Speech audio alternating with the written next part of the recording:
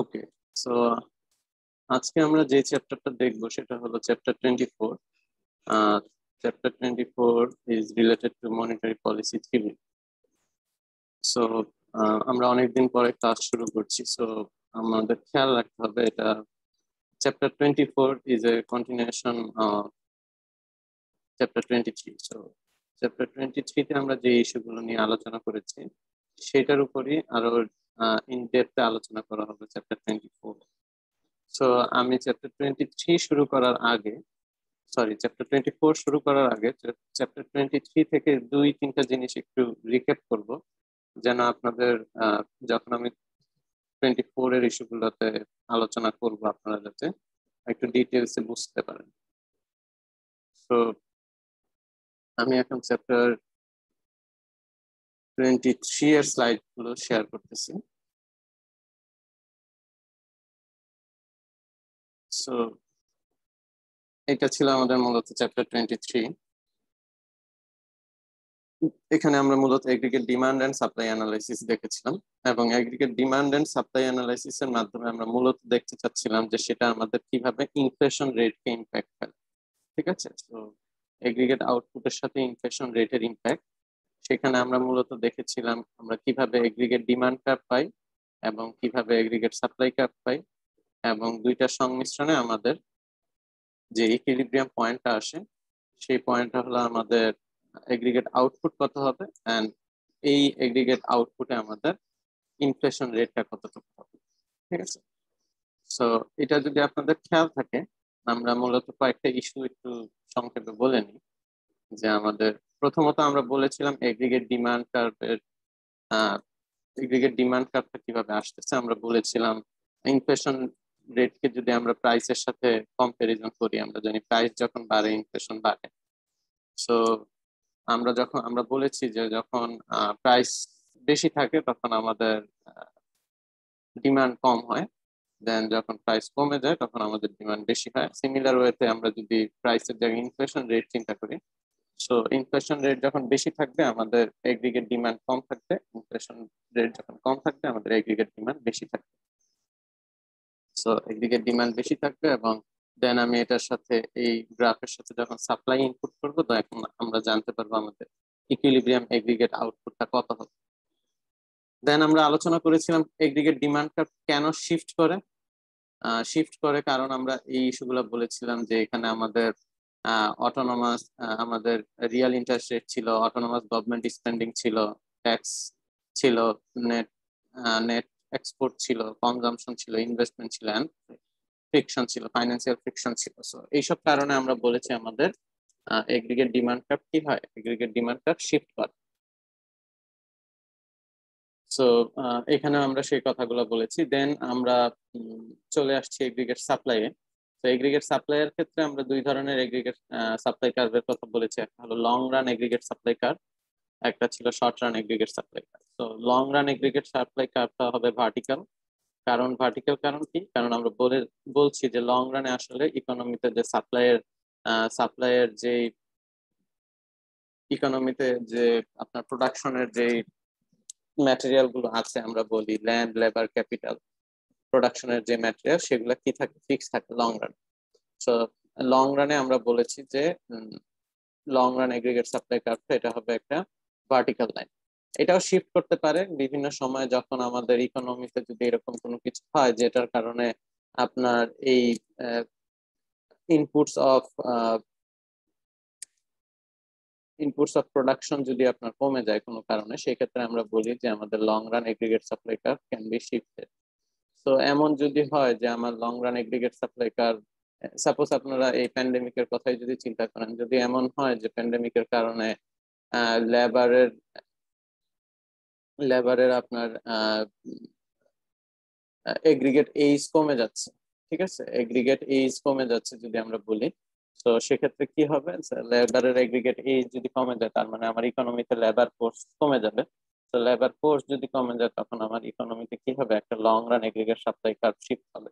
That means এটা কমবে আর কি। ঠিক আছে, তো এমন যদি হয়, অনেক সময় দেখা যায় যে আমরা ল্যান্ড রিক্লেমেশন করি, দ্যাট মিনস ধরেন বাংলাদেশের মানচিত্র ছিল এরকম, আমরা আরো একটা অংশ পেয়ে গেলাম ল্যান্ড কোনো কারণে, ঠিক আছে, বা যে কোনো ওয়েতে বাংলাদেশের সীমানার মধ্যে একটা ল্যান্ড হইলো যেখানে আমি কি করতে পারি, প্রোডাকশন করতে পারি। সো এইরকম যদি কোনো কিছু হয় সেটার কারণে কি হতে পারে, আমার long run aggregate supply curve rightward shift করতে পারে, দ্যাট মিনস এগ্রিগেট সাপ্লাই বাড়ানো সম্ভব। ঠিক আছে, তো এরকম কিছু কারণ থাকবে যেটার কারণে অবশ্যই আপনার কি হবে, যে ক্যাপিটাল, লেবার, টেকনোলজি এইসব শিফট করবে। এগুলো যদি শিফট মানে এগুলোর চেঞ্জ হবে, রিমার্কেবল চেঞ্জ হবে, যেটার কারণে আপনার সাপ্লাই শিফট করবে।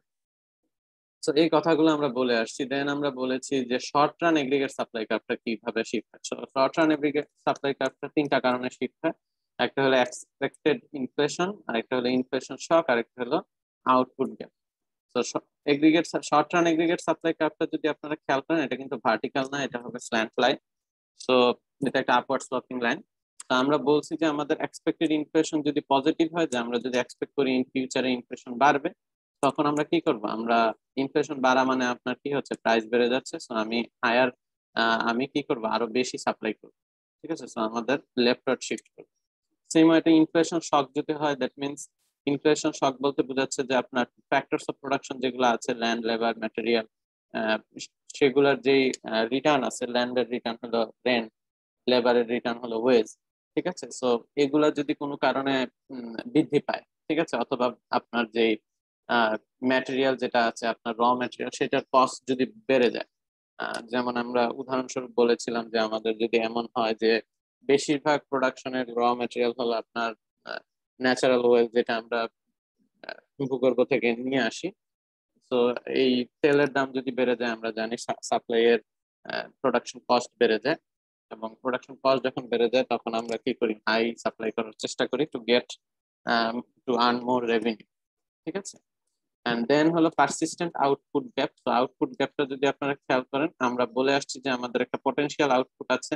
পটেনশিয়াল আউটপুটটা ডিপেন্ড করে কিসের উপর, যেটা আমরা বলে আসছি যে এই যে আমাদের লং রান এগ্রিগেট সাপ্লাই যেটা, সেটাই আসলে পটেনশিয়াল আউটপুট।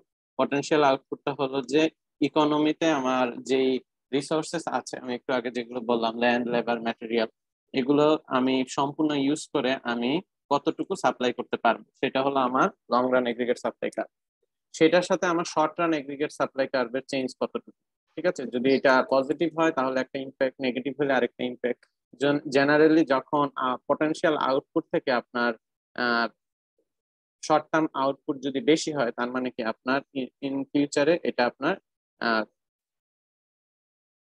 আপনার সাপ্লাই কমে যাবে, সেম সেম প্রাইসে আপনার সাপ্লাই কমে যাওয়ার কথা। ঠিক আছে, কারণ কি আপনি পটেনশিয়ালের থেকে আপনি কি করতেছেন, বেশি সাপ্লাই করতেছেন। ঠিক আছে, তো আবার এমন যদি হয় আপনি পটেনশিয়ালের থেকে কম সাপ্লাই করছেন, তখন আপনি সেম রেটেই আপনি কি করবেন, বেশি সাপ্লাই দিবেন।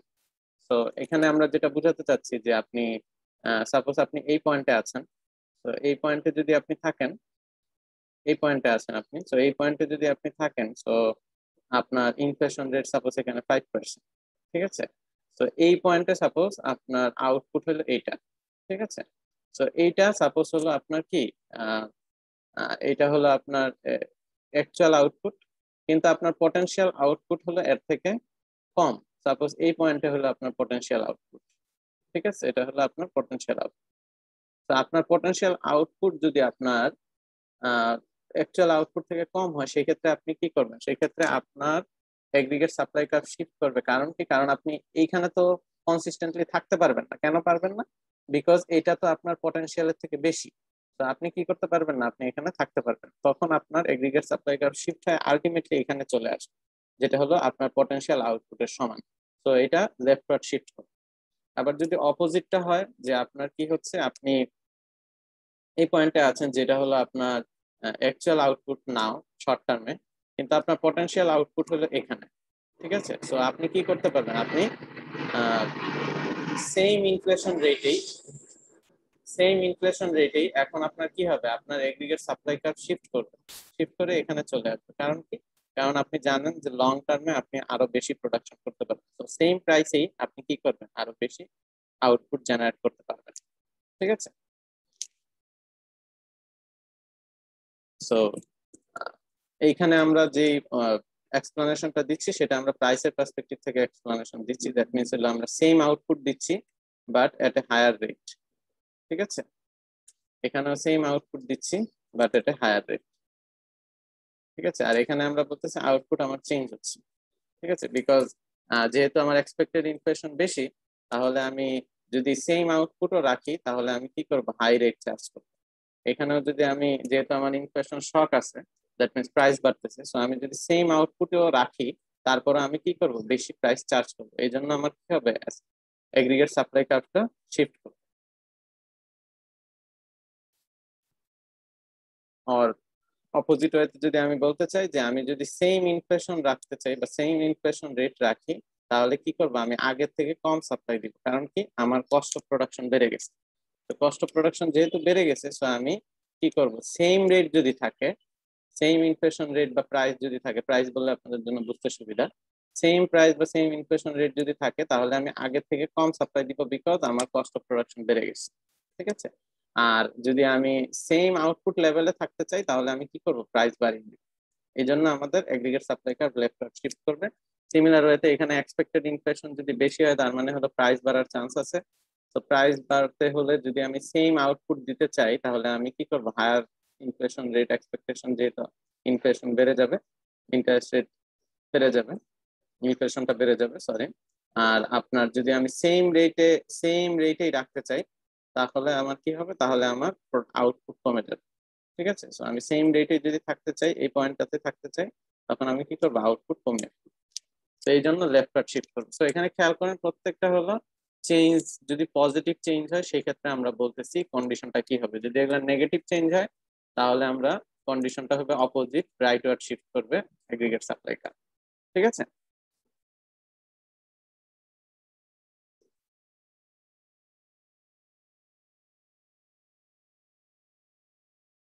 ওকে, সো এটা আমরা বলছিলাম যে শর্ট রানে আপনার শিফটের তিনটা কারণ, একটা হলো এক্সপেক্টেড ইনফ্লেশন, একটা হলো প্রাইস শক, একটা হলো আউটপুট গ্যাপ। সো এই তিনটা ইস্যু আপনাদের খেয়াল রাখতে হবে। একটা হলো আমাদের short run aggregate demand curve কেন শিফট করে। আসলে এগ্রিগেট ডিমান্ডটা আমরা শর্ট রানেই বলি, এখানে লং রান কোনো এগ্রিগেট ডিমান্ড বলা হয় না। সো এগ্রিগেট ডিমান্ড কেন শিফট করে সেগুলো আমরা বললাম, দেন আমরা বলে আসছি যে এই যে এগুলো ছিল এগ্রিগেট ডিমান্ড শিফটের কারণ। দেন আমরা বললাম যে long run aggregate supply curve কেন শিফট করে। দেন আমরা বললাম short run aggregate supply curve কেন শিফট করে। তো এই তিনটা আইডিয়া আমাদের লাগবে রিগার্ডিং, আমরা যদি চ্যাপ্টার 24-এ যেতে চাই। তো এখন আমরা চ্যাপ্টার 24-এ চলে যাই।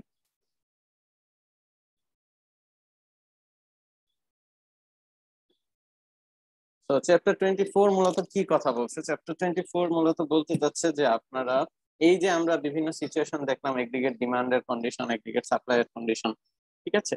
সো এই কন্ডিশন থাকার সময় আমরা কোনো পলিসি নিতে পারি কিনা, কোনো মনিটারি পলিসি আমাদের এই ইকুইলিব্রিয়ামে ইম্প্যাক্ট আনে কিনা। দ্যাট মিনস আমরা বলে আসছি যে আমাদের একটা এগ্রিগেট সাপ্লাই কার্ভ আছে, এরকম, দেন একটা এগ্রিগেট ডিমান্ড কার্ভ আছে, এবং long run aggregate supply curve আছে একটা। সো ইকুইলিব্রিয়াম কন্ডিশন থাকবে এখানে, যেখানে আমার short run aggregate supply curve এবং long run aggregate supply curve, ঠিক আছে, মিলিত হবে, এবং এগ্রিগেট ডিমান্ড কার্ভও মিলিত হবে। তো এই পয়েন্টটা হলো আমার আউটপুট, এবং এইটা হলো আমার ইনফ্লেশন লেভেল। ঠিক আছে। তো এখন বলতেছে যে বিভিন্ন কারণে আমরা এই পয়েন্ট থেকে ডেভিয়েট করি, এই পয়েন্ট থেকে আমরা বিভিন্ন কারণে ডেভিয়েট করতে পারি। তো ডেভিয়েট করলে তখন আমাদের মনিটারি পলিসি কি হবে, বা তখন আমরা গভর্নমেন্ট কোনো ধরনের পলিসি নিবে কিনা। সো এখানে বলছে response of monetary policy to shock. So খেয়াল করেন আমরা লাস্ট চ্যাপ্টারে কিন্তু আমরা বিভিন্ন ধরনের শক নিয়ে কথা বলছি, আমরা ডিমান্ড শক নিয়ে কথা বলছি, আমরা সাপ্লাই শক নিয়ে কথা বলছি। সো মূলত তিন ধরনের শক হয়ে থাকে, একটা হয় ডিমান্ড শক, একটা হয় সাপ্লাই শকের মধ্যে দুইটা শক আছে, একটা লং রান এগ্রিগেট সাপ্লাই শক এবং শর্ট রান এগ্রিগেট সাপ্লাই শক। তো আমরা এই মূলত তিনটা শক সিচুয়েশন দেখবো, এবং তিনটা শক শক সিচুয়েশনে গভর্নমেন্ট কিভাবে রেসপন্স করতে পারে সেটা আমরা দেখব। ঠিক আছে। সো দেখুন এখানে কি বলা আছে, monetary policy should try to minimize the difference between inflation and the inflation target.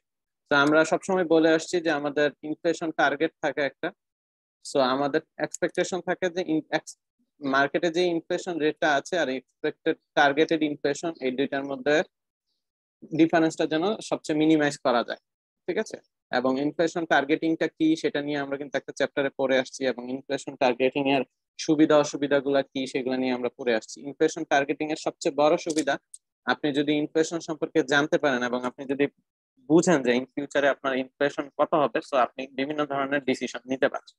ঠিক আছে, আপনি যখন একটা বন্ডে ইনভেস্টমেন্ট করবেন, আমরা জানি বন্ডের ইনভেস্টমেন্ট ইনফ্লেশনের সাথে লিঙ্ক। এখন ইনফ্লেশন যদি হঠাৎ করে বেড়ে যায়, আপনি কিন্তু রিটার্ন যেটা পাচ্ছেন সেটা কিন্তু আপনি আপনার অ্যাকচুয়াল রিটার্ন বা হ্যাঁ অ্যাকচুয়াল রিটার্নটা কি হচ্ছে, কমে যাচ্ছে। বিকজ আপনি তো ফিক্স রেটে, সাপোজ 6% রেটে আপনি রিটার্ন পাচ্ছেন। এখন কোনো কারণে যদি ইনফ্লেশন বেড়ে যায়, আপনার রেট তো বাড়তেছে না, তো আপনি কিন্তু অ্যাকচুয়াল রিটার্ন যেটা সেটা কিন্তু কমে যাচ্ছে। তো এরকম বিভিন্ন ধরনের ডিসিশন মেকিং এ হেল্প করে যদি আপনি ইনফ্লেশন টার্গেটটা জানেন, এবং গভর্নমেন্ট যদি সেই ইনফ্লেশন টার্গেটটা ফুলফিল করতে পারে। First of all inflation target থাকতে হবে, টার্গেট থাকলে সবাই জানবে হ্যাঁ গভর্নমেন্টের 5 ইয়ার ডাউন দ্য লাইন টার্গেট হলো ইনফ্লেশনকে এই লেভেলে নিয়ে আসা। এটা হলো ফার্স্ট ইস্যু। সেকেন্ড ইস্যু হলো গভর্নমেন্ট কতটা effective to do this type of to implement this type of decision. ঠিক আছে, যে আপনার ডিসিশনটা নিলাম যে 5 বছরের মধ্যে আমি ইনফ্লেশন টার্গেট এইটা, এবং এইটা আমি যে আসলে করতে পারবো কিনা সেই ব্যাপারে আমি কতটুকু ইফেক্টিভ। যত গভর্নমেন্ট ইফেক্টিভ হবে তত আপনার জন্য ডিসিশন মেকিং সুবিধা হবে, বিকজ আপনি জানেন গভর্নমেন্ট ইফেক্টিভ মানে হলো আপনার inflation target, government is going to achieve this inflation target. Okay, then বলা হয়েছে in the case of both demand shock and permanent supply shock, policy makers can simultaneously pursue price stability and stability of economic activity. So এটা আপনারা, আমি যখন explain করব demand শক কন্ডিশনে কি হয় এবং পার্মানেন্ট সাপ্লাই শক কন্ডিশনে কি হয়, তখন আমরা আরো ডিটেইলসে বলবো। বাট এতটুকু খেয়াল করেন যে আমাদের দুইটা উদ্দেশ্য আছে। একটা উদ্দেশ্য হলো আমাদের, যদি আপনি দুইটা খেয়াল করেন একটু, যে আমাদের ভার্টিক্যাল অ্যাক্সিসে হলো কি ইনফ্লেশন রেট, আর হরাইজন্টাল অ্যাক্সিসে হলো গিয়ে কি আউটপুট। তো আমরা চাই ইনফ্লেশন রেটটা কি হোক, টার্গেট ইনফ্লেশন রেটে আসুক, আর আউটপুটটা কি হোক, আউটপুটটা আসুক হলো অপটিমাম আউটপুট লেভেল বা পটেনশিয়াল আউটপুট লেভেল আসুক। So policy makers can simultaneously pursue price stability. Price stability কখন আসবে, যখন আপনার ইনফ্লেশন রেটটা টার্গেট ইনফ্লেশনে আসবে। আর স্টেবিলিটি ইন ইকোনমিক অ্যাক্টিভিটি কখন আসবে, যখন আউটপুটটা আপনার পটেনশিয়াল আউটপুট লেভেলে আসবে।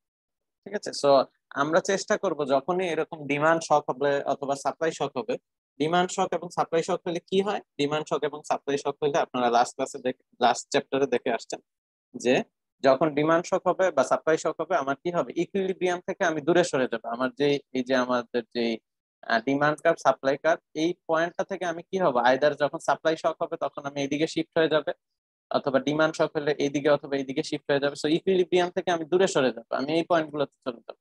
ঠিক আছে, তো এই পয়েন্ট গুলো আমাদের ডিজায়ার্ড না, আমাদের ডিজায়ার্ড পয়েন্ট হলো ইকুইলিব্রিয়াম পয়েন্ট। তো আমি যদি ইকুইলিব্রিয়াম পয়েন্টে আসতে পারি সেটা আমার জন্য বেটার। এবং তারা বলতেছে যে পলিসি মেকাররা যখন বিভিন্ন এই ধরনের সাপ্লাই শক অথবা ডিমান্ড শক কন্ডিশন গুলোতে পলিসি নিবে, পলিসি নেওয়ার মাধ্যমে তারা কি করতে পারে, তারা এই ইকুইলিব্রিয়াম পজিশনে নিজেদেরকে বলবৎ রাখতে পারে। আর যখনই আমি ইকুইলিব্রিয়াম পজিশনে আছি, আমি দুইটাই মেনটেন করতে পারতেছি, আমার ইনফ্লেশন রেটটা টার্গেট ইনফ্লেশন রেটে থাকবে, আমার আউটপুটটা কি থাকবে, long run aggregate supply curve যেটা সেটার সাথে থাকবে, এবং সেটাই আমার potential out. Following a temporary supply shock, যদি এমন হয় যে টেম্পোরারি সাপ্লাই শক হয়, policy makers can achieve either price stability or economic activity stability, but not both. This trade-off poses a dilemma for central bank with dual mandate. So ইস্যুটা হলো কি, যদি আমাদের তিন ধরনের শক আমরা বলছি, একটা হলো ডিমান্ড শক, আর একটা হলো গিয়া long run aggregate supply shock, ঠিক আছে, আর একটা হলো short run aggregate supply shock. ঠিক আছে, তো demand shock and long run aggregate supply শকে আমরা পলিসি নেওয়ার মাধ্যমে আমরা কি করতে পারি, দুইটাই পাই, প্রাইস স্টেবিলিটি এবং ইকোনমিক স্টেবিলিটি দুইটাই নিয়ে আসতে পারি। কিন্তু short run aggregate supply shock যদি হয়, যদি short run aggregate supply shock হয়, তখন আমরা যদি গভর্নমেন্ট পলিসি নেয়, পলিসি নেওয়ার মাধ্যমে আমি দুইটা একসাথে অ্যাচিভ করতে পারবো না। দুইটা মানে কি, প্রাইস স্টেবিলিটি এবং ইকোনমিক স্টেবিলিটি। আমি আইদার প্রাইস স্টেবিলিটি অ্যাচিভ করতে পারবো অথবা ইকোনমিক স্টেবিলিটি অ্যাচিভ করতে পারবো, দুইটার একটা। সো কোনটা করতে হবে সেটা হলো গভর্নমেন্টের বা পলিসি মেকারদের একটা ডিসিশন। এটা আরেকটু ডিটেইলে আমরা যখন পরের স্লাইড গুলো বলবো তখন একটু ডিটেইলে বলবো। তো আসেন সর্বপ্রথম যেটা, সেটা হলো একদিকে ডিমান্ড শক। তো একদিকে ডিমান্ড শক হলে কি হয় এবং সেই সময় গভর্নমেন্টের রেসপন্স কি হইতে পারে। দেখেন এখানে দুইটা ইস্যু বলছে যে policy makers can response to this shock in two possible ways. তো দুই ভাবে আমি রেসপন্স করতে পারি। একটা হলো নো পলিসি রেসপন্স, আমি কিছুই করবো না, আমি বসে থাকবো। 2 নম্বরটা হলো policy stabilises economic activity and inflation in the short run. So short রানে আমি কি করলাম, ইকোনমিক অ্যাক্টিভিটি এবং ইনফ্লেশনকে স্টেবিলাইজ করার জন্য অ্যাক্টিভিটিস পারফর্ম করলাম। ঠিক আছে, সো দুইটা হইতে পারে, আমি হলাম কিছুই করবো না, অথবা আমি অ্যাক্টিভিটিস পারফর্ম করবো যেটার মাধ্যমে আমি স্টেবিলাইজ করতে চাইবো। ঠিক আছে,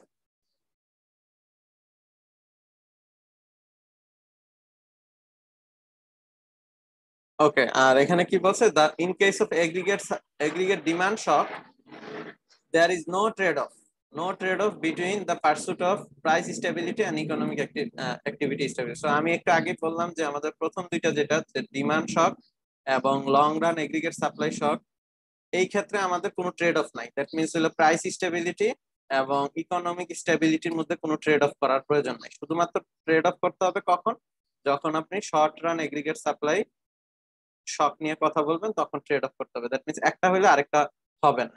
কিন্তু এই এই দুই ক্ষেত্রে আমি দুইটাই অ্যাচিভ করতে পারবো যদি আমি পলিসি ইমপ্লিমেন্টেশন নেই। তো কিভাবে অ্যাচিভ করবো দেখেন, সর্বপ্রথম যেটা বলছে যে নো পলিসি রেসপন্স। তো আমি কোনো পলিসি নিব না, আমি কিছুই করবো না, বসে থাকবো চুপ করে। তো যদি বসে থাকি চুপ করে তাহলে কি হবে খেয়াল করেন, ব্লু লাইন গুলো হলো আমাদের ইকুইলিব্রিয়াম কন্ডিশন। দেখেন এখানে আমার এগ্রিগেট সাপ্লাই এগ্রিগেট ডিমান্ড মিলতেছে এবং লং রান এগ্রিগেট সাপ্লাইও মিলতেছে। তো আমার আউটপুট কোথায় আছে, পটেনশিয়াল আউটপুটে আছে, এবং আমার ইনফ্লেশন কোথায় আছে, টার্গেট ইনফ্লেশনে আছে, ইনফ্লেশন টি। সো টার্গেট ইনফ্লেশনে আছি আমি, আউটপুট লেভেল পটেনশিয়াল আউটপুট লেভেলে আছি, আমি ইকুইলিব্রিয়াম কন্ডিশনে আছি ইকোনমিক, দ্যাটস ফাইন।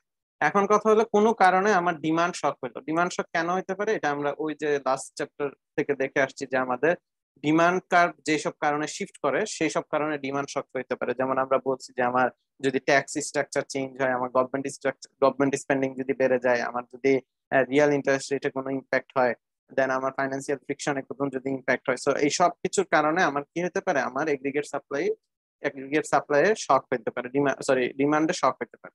তো ডিমান্ড শক হলে কি হবে, ডিমান্ড শক হলে সাপোজ ধরেন আমার ডিমান্ড শক হচ্ছে, মানে আমরা নেগেটিভ শক নিয়ে কথা বলতেছি মূলত, যখন শক বলতেছি মূলত আমরা নেগেটিভ শক নিয়ে কথা বলতেছি। সো যখন শক হচ্ছে তখন দেখেন আমি এই পয়েন্টে ছিলাম 1 পয়েন্ট, আমি 1 থেকে 2 এ চলে আসলাম। 2 এ চলে আসলাম কেন, কারণ আমার ডিমান্ড শক হয়েছে, ডিমান্ড কি হয়েছে, কমে গেছে। ডিমান্ড যদি আপওয়ার্ড শিফট করতো তাহলে বাড়তো, ডিমান্ড ডাউনওয়ার্ড শিফট করার কারণে ডিমান্ড কমে গেছে। তো ডিমান্ড কমে যাওয়ার কারণে আমার নিউ ইকুইলিব্রিয়াম আসছে কোথায়, এই পয়েন্টে। এই পয়েন্টে এটা ছিল আমার এগ্রিগেট সাপ্লাই, এটা ছিল আমার এগ্রিগেট ডিমান্ড, এখন এটা এখানে শিফট হয়েছে, সো এখানে চলে আসছে। তো এখানে চলে আসলে আমার দেখেন কন্ডিশনটা কি হয়েছে, কন্ডিশনটা যেটা হয়েছে যে আমার আউটপুট লেভেল পটেনশিয়ালের থেকে নিচে চলে আসছে এবং আমার ইনফ্লেশনও কমে গেছে। ঠিক আছে, ইনফ্লেশন কমে গেছে এবং আউটপুট লেভেল পটেনশিয়াল থেকে নিচে চলে আসছে। সো আউটপুট লেভেল যদি পটেনশিয়াল থেকে নিচে চলে আসে তাহলে খেয়াল করেন সমস্যাটা কোথায়, পটেনশিয়াল আউটপুট থেকে যদি আমার আউটপুট কম হয় সেক্ষেত্রে দেখবেন আপনার কি হবে, আনএমপ্লয়মেন্ট ক্রিয়েট হবে। কারণ কি, পটেনশিয়াল আউটপুট মানে আমি আমার ইকোনমিতে সব রিসোর্স গুলো সর্বোচ্চ যতটুকু ইউজ করা যায় আমি ইউজ করতেছি, কিন্তু এখন আমি যখন পটেনশিয়াল থেকে নিচে ইউজ করতেছি তার মানে কি আমার ইকোনমিতে আনএমপ্লয়মেন্ট আছে। আর ইকোনমিতে যখন আনএমপ্লয়মেন্ট থাকবে তখন আমার কি হবে, ইকোনমিতে পিপল তার ওয়েজ রিভাইজ করবে। ঠিক আছে, সো ইনফ্লেশন এক্সপেকটেশন রিভাইজ হবে, কারণ দেখেন ইনফ্লেশনও কিন্তু কমে গেছে, তো ইনফ্লেশন এক্সপেকটেশন রিভাইজ হবে। তো এই সব কিছু আমার কি হবে, আমার ইকোনমিতে ইম্প্যাক্ট ফেলবে, ইকোনমিতে ইম্প্যাক্ট ফেলবে। এবং যেটা হবে যে আমি যদি কোনো পলিসি না নেই, আমি just no response policy, no policy response, আমি কিচ্ছু করতেছি না, চুপ করে বসে আছি। তো চুপ করে বসে থাকলে যেটা হবে, ইন দ্য লং রান কিন্তু আমরা সবসময় পটেনশিয়াল আউটপুটে থাকি। তো লং রানে যেটা হবে যে আমার কি হবে, এগ্রিগেট সাপ্লাই কার্ভটা ডাউনওয়ার্ড শিফট করে, এগ্রিগেট সাপ্লাই কার্ভটা ডাউনওয়ার্ড শিফট করে, aggregate supply curve downward shift করে এই পয়েন্টে এসে আমার ইকুইলিব্রিয়াম ক্রিয়েট হবে এবং আমার ইনফ্লেশন আরো কমে যাবে। তো এখন কথা হলো স্যার এগ্রিগেট সাপ্লাই কার্ভটা কেন শিফট করবে, দুইটা কারণ, আমরা এগ্রিগেট সাপ্লাইয়ের 3টা কারণ দেখে আসছি, এর মধ্যে 2টা কারণ আমি এখানে বলতে পারি। ফার্স্ট কারণটা ছিল হলো ইনফ্লেশন এক্সপেকটেশন। তো দেখেন যেহেতু আমার ইনফ্লেশন কমতেছে, সো আমার ইনফ্লেশন এক্সপেকটেশন যখন নেগেটিভ হবে আমার এগ্রিগেট সাপ্লাই কার্ভ রাইটওয়ার্ড শিফট করবে। ইনফ্লেশন এক্সপেকটেশন যখন বাড়ে তখন আমাদের aggregate supply curve left up shift করেছিল, আপনারা যদি একটু আগের ভিডিও মানে একটু আগের কথাগুলো খেয়াল করেন। তো যেহেতু আমার ইনফ্লেশন কমতেছে, আমার টার্গেট ইনফ্লেশন থেকে আমার ইনফ্লেশন রেট কমে যাচ্ছে, সো আমাদের এক্সপেকটেশন অ্যাবাউট ইনফ্লেশন কমে যাচ্ছে, সো আমাদের এগ্রিগেট সাপ্লাই কার্ভ রাইটওয়ার্ড শিফট করতেছে। সিমিলার ওয়েতে যখন আমার আউটপুট গ্যাপ, খেয়াল করেন আউটপুট গ্যাপ যখন পজিটিভ হয় তখন আমার কি হয়, রাইটওয়ার্ড শিফট করে। কিন্তু আউটপুট গ্যাপ যখন নেগেটিভ হবে তখন কি হবে, লেফটওয়ার্ড শিফট করবে। সো এই কারণে আমার কি হচ্ছে, ইকোনমিতে aggregate supply curve leftward shift করতেছে। সো আলটিমেটলি লেফটওয়ার্ড শিফট করে আমার আবার ইকুইলিব্রিয়াম পজিশনে আসবে, বাট এটা আসতে টাইম নিবে। এবং যখন এই ইকুয়েশনে আসবে তখন আমার কি হবে, ইনফ্লেশন কমে যাবে। তো এখন খেয়াল করেন, আপনাদের মনে হতে পারে স্যার এটা তো ভালো, এখানে আমি কোনো কাজ করতেছি না, বাট আমার দুইটা জিনিস হচ্ছে যে আমি যেই পটেনশিয়াল আউটপুটে ছিলাম সেখানেই ফেরত আসছি এবং আমার ইনফ্লেশন রেট কিন্তু কমে গেছে। তো স্যার এটা তো অবশ্যই ভালো, কারণ আমার ইনফ্লেশন কমে গেছে, ইটস এ পজিটিভ সাইন। এবং এইখানে দেখেন আমি পটেনশিয়াল আউটপুট থেকে নিচে ছিলাম, বাট আমি কিন্তু আবার আলটিমেটলি পটেনশিয়ালে চলে আসছি। তো আমি কিন্তু এখানে কিছু লুজ করি নাই, বরং এখানে আমি গেইন করছি কি, যে আমি আমার ইনফ্লেশন কমাইতে পারছি। So it's a good thing. But the subtle condition is that, এই যে পয়েন্ট 1 থেকে আপনি পয়েন্ট 3 তে আসবেন, যখন এই আসার মধ্যে একটা হিউজ টাইম ফ্রেম আছে। এই টাইম ফ্রেম কন্ডিশনে আপনার কি হবে, আপনি পটেনশিয়াল আউটপুট থেকে নিচে প্রডিউস করতে থাকবেন। ঠিক আছে, এই যে 1 থেকে আপনি 3-এ আসবেন, 1 নম্বর পয়েন্ট থেকে 3 নম্বর পয়েন্টে আসার মধ্যে কিন্তু একটা টাইম লেগ আছে, ভালো একটা টাইম লেগ আছে, এবং এটা শর্ট রানে হয় না, ইট টেকস টাইম। মানে শর্ট রানে না, মানে 1 বছরের অনেক বেশি সময় নেয়। সো যখন এই যে এই সময়টাতে আপনার প্রোডাকশন কি হচ্ছে, আপনার প্রোডাকশন কিন্তু পটেনশিয়াল আউটপুট থেকে নিচে হচ্ছে। সো এই সময়টাতে আপনার কি হবে, আনএমপ্লয়মেন্ট বেড়ে যাবে। তো this are not desired condition. ঠিক আছে, আপনি কখনোই চাইবেন না যে আপনি আপনার পটেনশিয়াল থেকে কম প্রোডাকশন করেন। পটেনশিয়াল থেকে কম প্রোডাকশন করলে আপনার জিডিপিও কমে যাবে। ঠিক আছে, এবং আপনার ইকোনমিতে আনএমপ্লয়মেন্ট ক্রিয়েট হবে।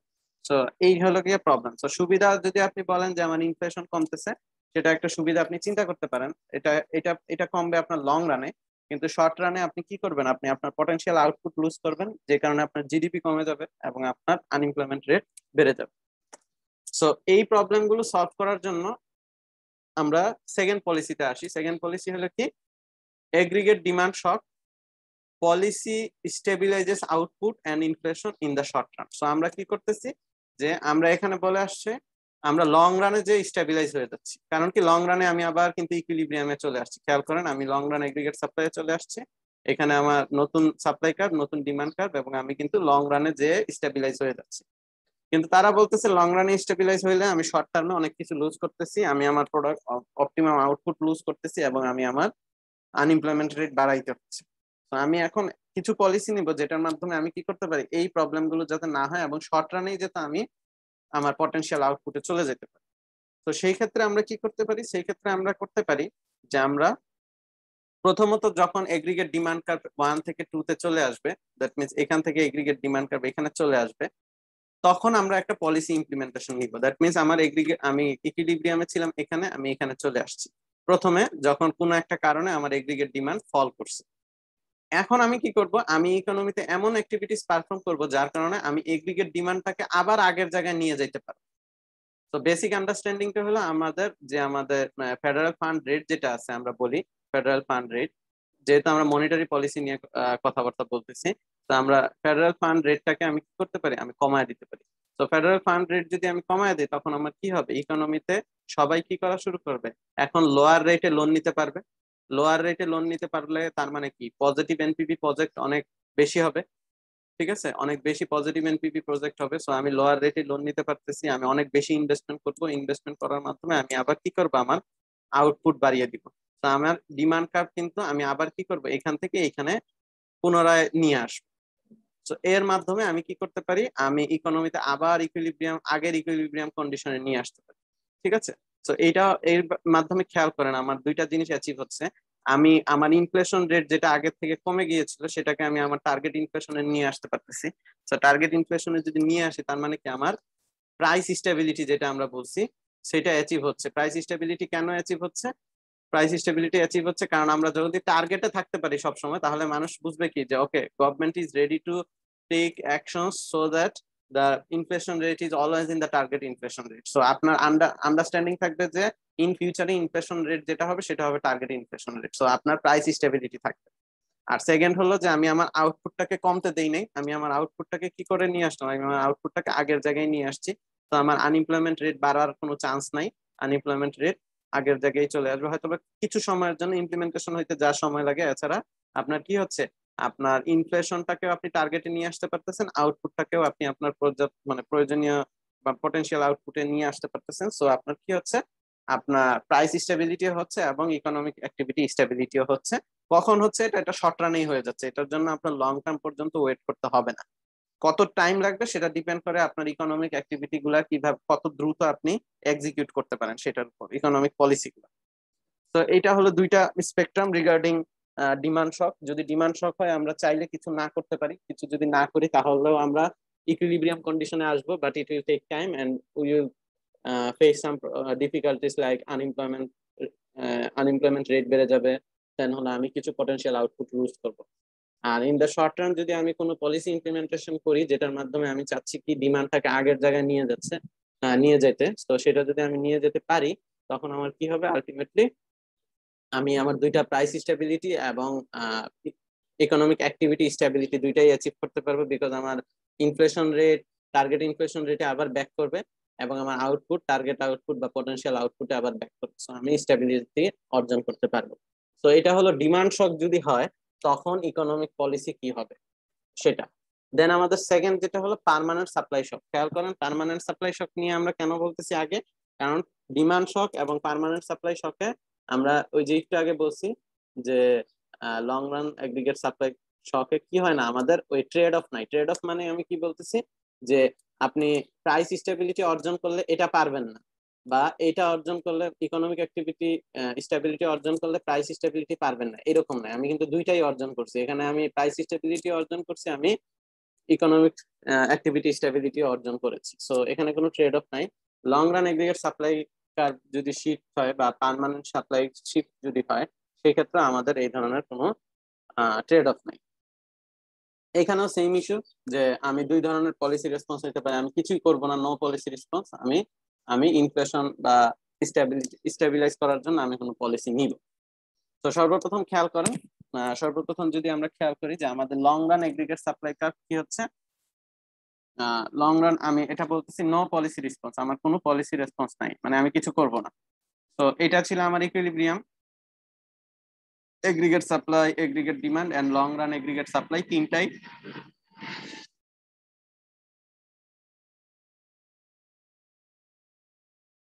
তিনটাই এই এই পয়েন্টে ইকুইলিব্রিয়ামে আছে। এখন কোনো কারণে কি হলো, কোনো কারণে আমার long run aggregate supply curve leftward shift করলো, যেটা আমি বললাম সাপোজ সাপোজ প্যান্ডেমিকের কারণে আমাদের কি হলো, এইজ এইজ মানে এভারেজ এইজ কমে গেল। তো এভারেজ এইজ কমে গেলে আপনার লেবার ফোর্সের লোকজন কমে গেল সাপোজ, ঠিক আছে। অথবা এমন হতে পারে যে বিভিন্ন কান্ট্রিতে আছে দেখবেন যে আপনার জন্মহার আহ, আহ, কি বলে নেট নেট বার্থ রেট হলো নেগেটিভ, দ্যাট মিনস জন্মহার এবং মৃত্যু হার যদি আমি প্লাস মাইনাস করি তখন দেখা যাচ্ছে যে বার্থ রেট হলো নেগেটিভ। সো দেখা যাচ্ছে যে আপনার লেবার ফোর্স দিন দিন কমে যাচ্ছে।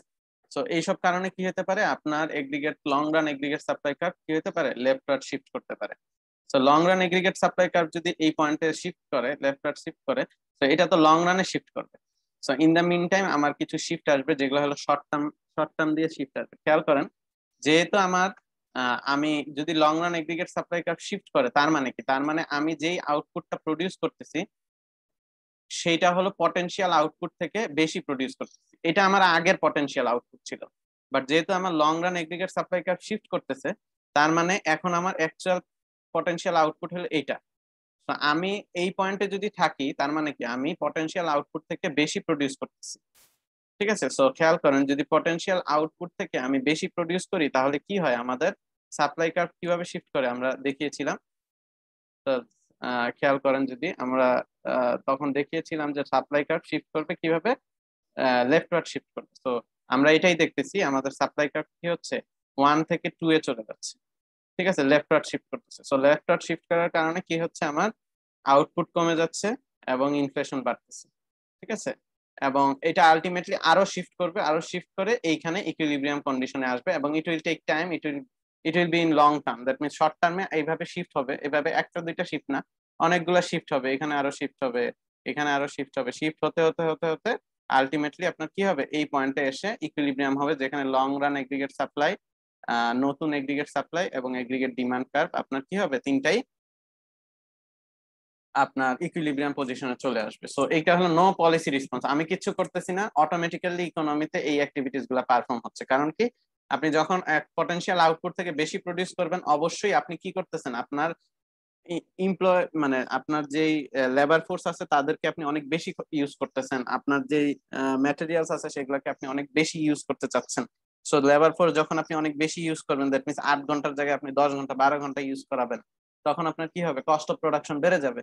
তারপর আপনার যখন তখন আরো হইতে পারে যে আপনার কস্ট অফ প্রোডাকশন বাড়ার আরেকটা কারণ হতে পারে আপনার ফল ফল্টি প্রোডাকশন শুরু হবে, কারণ একই মানুষ 8 ঘন্টাতে যত ইফেক্টিভ হয়, 12 ঘন্টা 14 ঘন্টাতে ইফেক্টিভনেস কমে যাবে, আপনার প্রোডাকশনে ভুল হবে, ডিসিশন মেকিং এ ভুল হবে, সেগুলোর কারণে আপনার কি হবে, আলটিমেটলি প্রোডাকশন কস্ট বেড়ে যাবে, এবং সেটা আপনার ইম্প্যাক্ট ফেলবে আলটিমেটলি ইনফ্লেশন রেটে। সো পটেনশিয়াল আউটপুট থেকে যদি আপনি বেশি প্রডিউস করেন, আপনার ultimately aggregate supply curve leftward shift করবে, এবং লেফটওয়ার্ড শিফট করতে করতে এই পজিশনে এসে ইকুইলিব্রিয়াম হবে। সো যখন আমি ইকুইলিব্রিয়াম পাবো, আমি কি হবে, আমি টার্গেট থেকে ডেভিয়েট করে ফেলবো, যদিও আমি পটেনশিয়াল আউটপুট যেটা হওয়ার কথা সেখানে আমি আছি, কিন্তু আমি লেভেল টার্গেট থেকে কিন্তু আমার ইনফ্লেশন চেঞ্জ হয়ে যাচ্ছে, ইনফ্লেশন বেড়ে যাচ্ছে।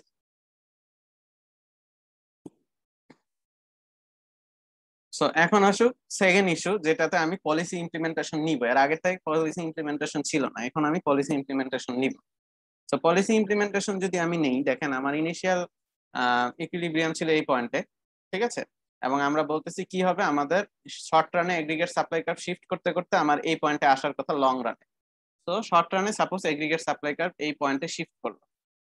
এখন আমি যদি কোনো পলিসি নেই, এমন পলিসি যেটার কারণে আমি এগ্রিগেট ডিমান্ড কার্ভটাকে ডাউনওয়ার্ড শিফট করাইতে পারবো, তাহলে খেয়াল করেন আমার শর্ট রানেই কিন্তু আমি আমার ইকুইলিব্রিয়াম পজিশনটা পেয়ে যাচ্ছি, কারণ এটা আমার long run aggregate supply curve, এটা আমার এগ্রিগেট সাপ্লাই কার্ভ, এটা হলো নতুন এগ্রিগেট ডিমান্ড কার্ভ।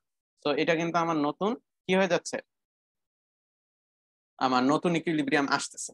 সো খেয়াল করেন নতুন ইকুইলিব্রিয়ামে আমার আগের যেই টার্গেটেড ইনফ্লেশন রেট ছিল সেই ইনফ্লেশন রেটেই আছি, এবং নতুন যে আমার পটেনশিয়াল আউটপুট লেভেল যেটাতে আমার লং টার্মে আসতে হবে আমি সেখানেই চলে আসছি, ঠিক আছে।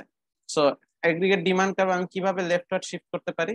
তো জেনারেল আইডিয়া হলো যে আপনার কি করতে হবে, আপনার যে ফেডারেল ফান্ড রেট যেটা আছে সেটাকে আপনার কি করতে হবে, বাড়ায় দিতে হবে। বাড়ায় দিলে কি হবে, মানুষজন আপনার থেকে লোন কম নিবে, লোন কম নিলে আপনার ইনভেস্টমেন্ট কম হবে, ইনভেস্টমেন্ট কম হলে আউটপুট কম হবে, এগ্রিগেট সাপ্লাই ইকোনমিতে কমে যাবে, সরি এগ্রিগেট ডিমান্ড ইকোনমিতে কমে যাবে। সো এগ্রিগেট ডিমান্ড যদি ইকোনমিতে কমে যায়, এগ্রিগেট ডিমান্ড অফ মানে আপনার এগ্রিগেট ডিমান্ড যেটা আমরা এছাড়া আরো যে ইস্যুগুলো আছে, যে গভর্নমেন্ট স্পেন্ডিং যদি আমি কমিয়ে দেই বা ট্যাক্স যদি বাড়িয়ে দেই, তো এই সব কিছুই কিন্তু আপনার কি হচ্ছে, আপনার এগ্রিগেট ডিমান্ড কার্ভকে লেফটওয়ার্ড শিফট করবে। তো আমি যদি লেফটওয়ার্ড শিফট করাইতে পারি, সুবিধাটা কি খেয়াল করেন, আমার 2 থেকে 3-এ যাওয়ার, এই পয়েন্টে যাওয়ার জন্য ওয়েট করতে হয়নি, আমি সরাসরি এই পয়েন্ট থেকে এই পয়েন্টে চলে আসছি। এই পয়েন্টে চলে আসলে আমার সুবিধাটা কি হচ্ছে, দেখেন আমি টার্গেটেড ইনফ্লেশন রেটেই থাকতে পারতেছি, এবং আমার যে পটেনশিয়াল আউটপুট যেটা হওয়ার কথা অ্যাকচুয়ালি আমি সেটাতেই চলে আসছি, এবং খুব কম সময়ে চলে আসছি।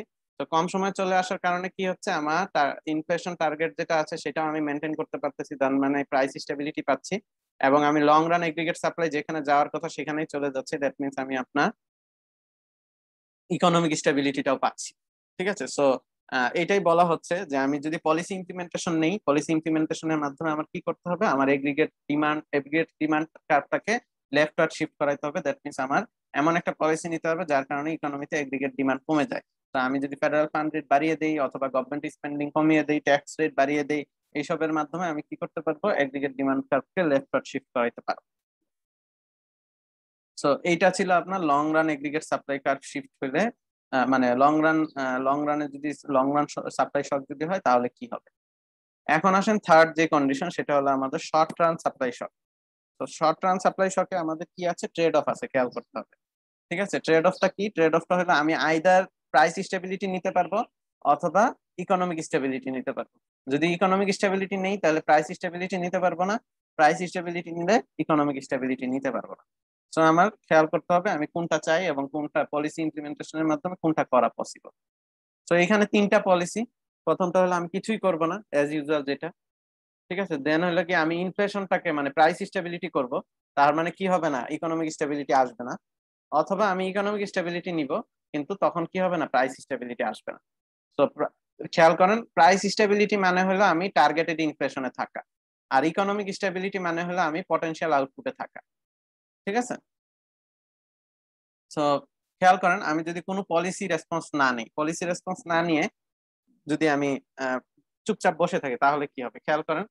ইনিশিয়ালি ফার্স্ট অফ অল আমার টেম্পোরারি এগ্রিগেট সাপ্লাই শক কখন হয় আমরা জানি, যদি ধরেন বেসিক আন্ডারস্ট্যান্ডিং হলো যদি অয়েল প্রাইস বেড়ে যায়, অয়েল প্রাইস বেড়ে যাওয়া মানে হলো আমার মানে ম্যাটেরিয়ালস অফ প্রোডাকশনের ম্যাটেরিয়ালের প্রাইস বেড়ে যাওয়া, কস্ট অফ প্রোডাকশন বেড়ে যাবে, মানে সাপ্লাই মানে সেম প্রাইসে বা সেম ইনফ্লেশন রেটে আমি সাপ্লাই আগে থেকে কম দিব, এই জন্য aggregate supply curve left out shift করবে। সো খেয়াল করেন এই যে আমি এগ্রিগেট সাপ্লাই কার্ভটা কি হচ্ছে লেফট আউট শিফট করতেছে। তো লেফট আউট শিফট করলে আমি আগে এখানে ইকুইলিব্রিয়ামে ছিলাম, লেফট আউট শিফট করলে আমার নতুন পয়েন্ট আসতেছে এখানে। ঠিক আছে, তো এখানে আসলে খেয়াল করেন আমি কি আছি পটেনশিয়াল আউটপুট থেকে নিচে আছি। তো পটেনশিয়াল আউটপুট থেকে যদি আমি নিচে থাকি তখন আমার কি হবে, আমার ইন ফিউচারে খেয়াল করেন ওয়াই মাইনাস ওয়াইপি। সো এটা যদি বাড়ে আমরা বলছি ইকোনমি লেফট আউট শিফট করবে, আর যদি এটা কমে তাহলে কি হবে রাইট আউট শিফট করবে। কি শিফট করবে এগ্রিগেট সাপ্লাই করবে, এগুলো কিন্তু আমি ওই যে লাস্ট চ্যাপ্টার থেকে বললাম প্রথমেই। ঠিক আছে, সো খেয়াল করেন ইনিশিয়ালি আমি 1 থেকে 2 তে যাব, 2 তে যে আমি দেখবো যে আমি কি করতেছি পটেনশিয়াল আউটপুট থেকে নিচে প্রডিউস করতেছি। সো আলটিমেটলি আমি আবার কি করব 2 থেকে আবার 1 এ চলে আসবো। সো এই পয়েন্ট থেকে প্রথমে এই পয়েন্টে যাব, এই পয়েন্টে যে আমি দেখবো যে আমার কি হচ্ছে ইনফ্লেশন টার্গেট কমে যাচ্ছে, মানে ইনফ্লেশন বেড়ে যাচ্ছে এবং পটেনশিয়াল আউটপুট কমে যাচ্ছে, এবং পরবর্তীতে আলটিমেটলি সেটা আবার যেহেতু আমি পটেনশিয়াল আউটপুট থেকে কম প্রডিউস করতেছি আলটিমেটলি আবার সাপ্লাই কার্ভে ইম্প্যাক্ট হবে, এবং সাপ্লাই কার্ভ কি হবে আবার আগের ইকুইলিব্রিয়ামে ফেরত আসার জন্য আগের পয়েন্টেই ফেরত আসবে। সো এখানে খেয়াল করেন without taking any policy response আমি কিন্তু দুইটাই মেনটেন করতে পারতেছি, আমি টার্গেটও মেনটেন করতে পারতেছি, আমি পটেনশিয়াল আউটপুটও মেনটেন করতে পারতেছি, বাট সমস্যা হলো ইট টেকস টাইম। ঠিক আছে, এই পয়েন্ট 1 থেকে 2 এ যাবে, 2 থেকে আবার 1 এ আসবে, এটা সময় নেয়। সো এই জন্য এটা এখানে এখানে আপনি যদিও কিছু করতেছেন না, আপনি অ্যাক্টিভলি কোনো পলিসি নিচ্ছেন না, গভর্নমেন্ট বা সেন্ট্রাল ব্যাংক অ্যাক্টিভ কোনো পলিসি নিচ্ছে না, বাট আপনি কিন্তু ইকুইলিব্রিয়ামে চলে আসতেছেন। বাট এটা তো সবচেয়ে বড় সমস্যা হলো যে ইট টেক্স টাইম, এবং যতদিন আপনি ইকুইলিব্রিয়ামে আসবেন না, আপনি কি হচ্ছে পটেনশিয়াল আউটপুট থেকে কম প্রডিউস করতেছেন, ততদিন আপনার আনএমপ্লয়মেন্ট রেট বেড়ে যাবে, মানে বেশি থাকবে। আস্তে আস্তে আবার প্রথমে বাড়বে আনএমপ্লয়মেন্ট রেট, তারপরে আবার আস্তে আস্তে কমা শুরু করবে। ঠিক আছে, সো ইট টেক্স টাইম, এবং এই সময়টাতে কিন্তু আপনার ইকোনমিতে জিডিপি কমে যাবে, আউটপুট মানে আনএমপ্লয়মেন্ট বেড়ে যাবে। সো আমরা কি করতে পারি, আমরা একটা পলিসি ইমপ্লিমেন্টেশন নিতে পারি যেটা দিয়ে আমি কি করব ইনফ্লেশনকে স্টেবিলাইজ করতে চাই। ঠিক আছে, কাকে স্টেবিলাইজ করতে চাই, ইনফ্লেশনকে স্টেবিলাইজ করতে চাই। সো খেয়াল করেন প্রথমে আমি এই পয়েন্টে ছিলাম, এই পয়েন্ট থেকে এই পয়েন্টে চলে গেছি, যেটা আমি একটু আগে বললাম যে আমার কি হচ্ছে আমার short run aggregate supply curve shift করছে। সো আমি এই পয়েন্টে চলে আসছি, তো এই পয়েন্টে চলে আসলে কি হচ্ছে আমি আউটপুট থেকে কম আউটপুট প্রডিউস করতেছি।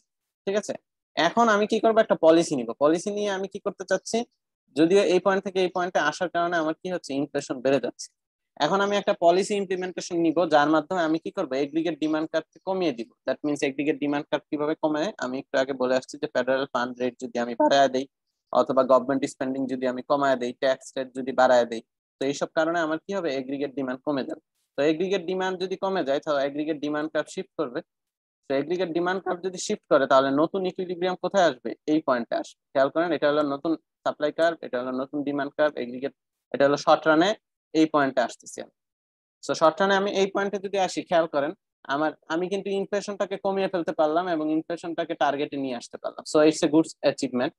বাট আমার অন্যদিকে সমস্যা যেটা হয়েছে আমার কি হয়েছে পটেনশিয়াল আউটপুট অনেক কমে গেছে। ঠিক আছে, তো এই কথাটা এখানে বলছে যে পলিসি রেসপন্স যদি আমি নেই, এই ধরনের সাপ্লাই মানে শর্ট টার্ম সাপ্লাই শকে যদি আমি পলিসি রেসপন্স নেই, তো পলিসি রেসপন্স করলে আমি কি করতে পারতেছি যে কোনো একটা, আমি কি করতে পারলাম আমি ইনফ্লেশনটাকে স্টেবিলাইজ করতে পারলাম, কিন্তু এটা করতে গিয়ে আমার কি হচ্ছে ইকোনমিক স্টেবিলিটি আমি রাখতে পারি নাই, আমার পটেনশিয়াল আউটপুট অনেক কমে গেছে। তো এটা হলো ছিল ফার্স্ট কন্ডিশন।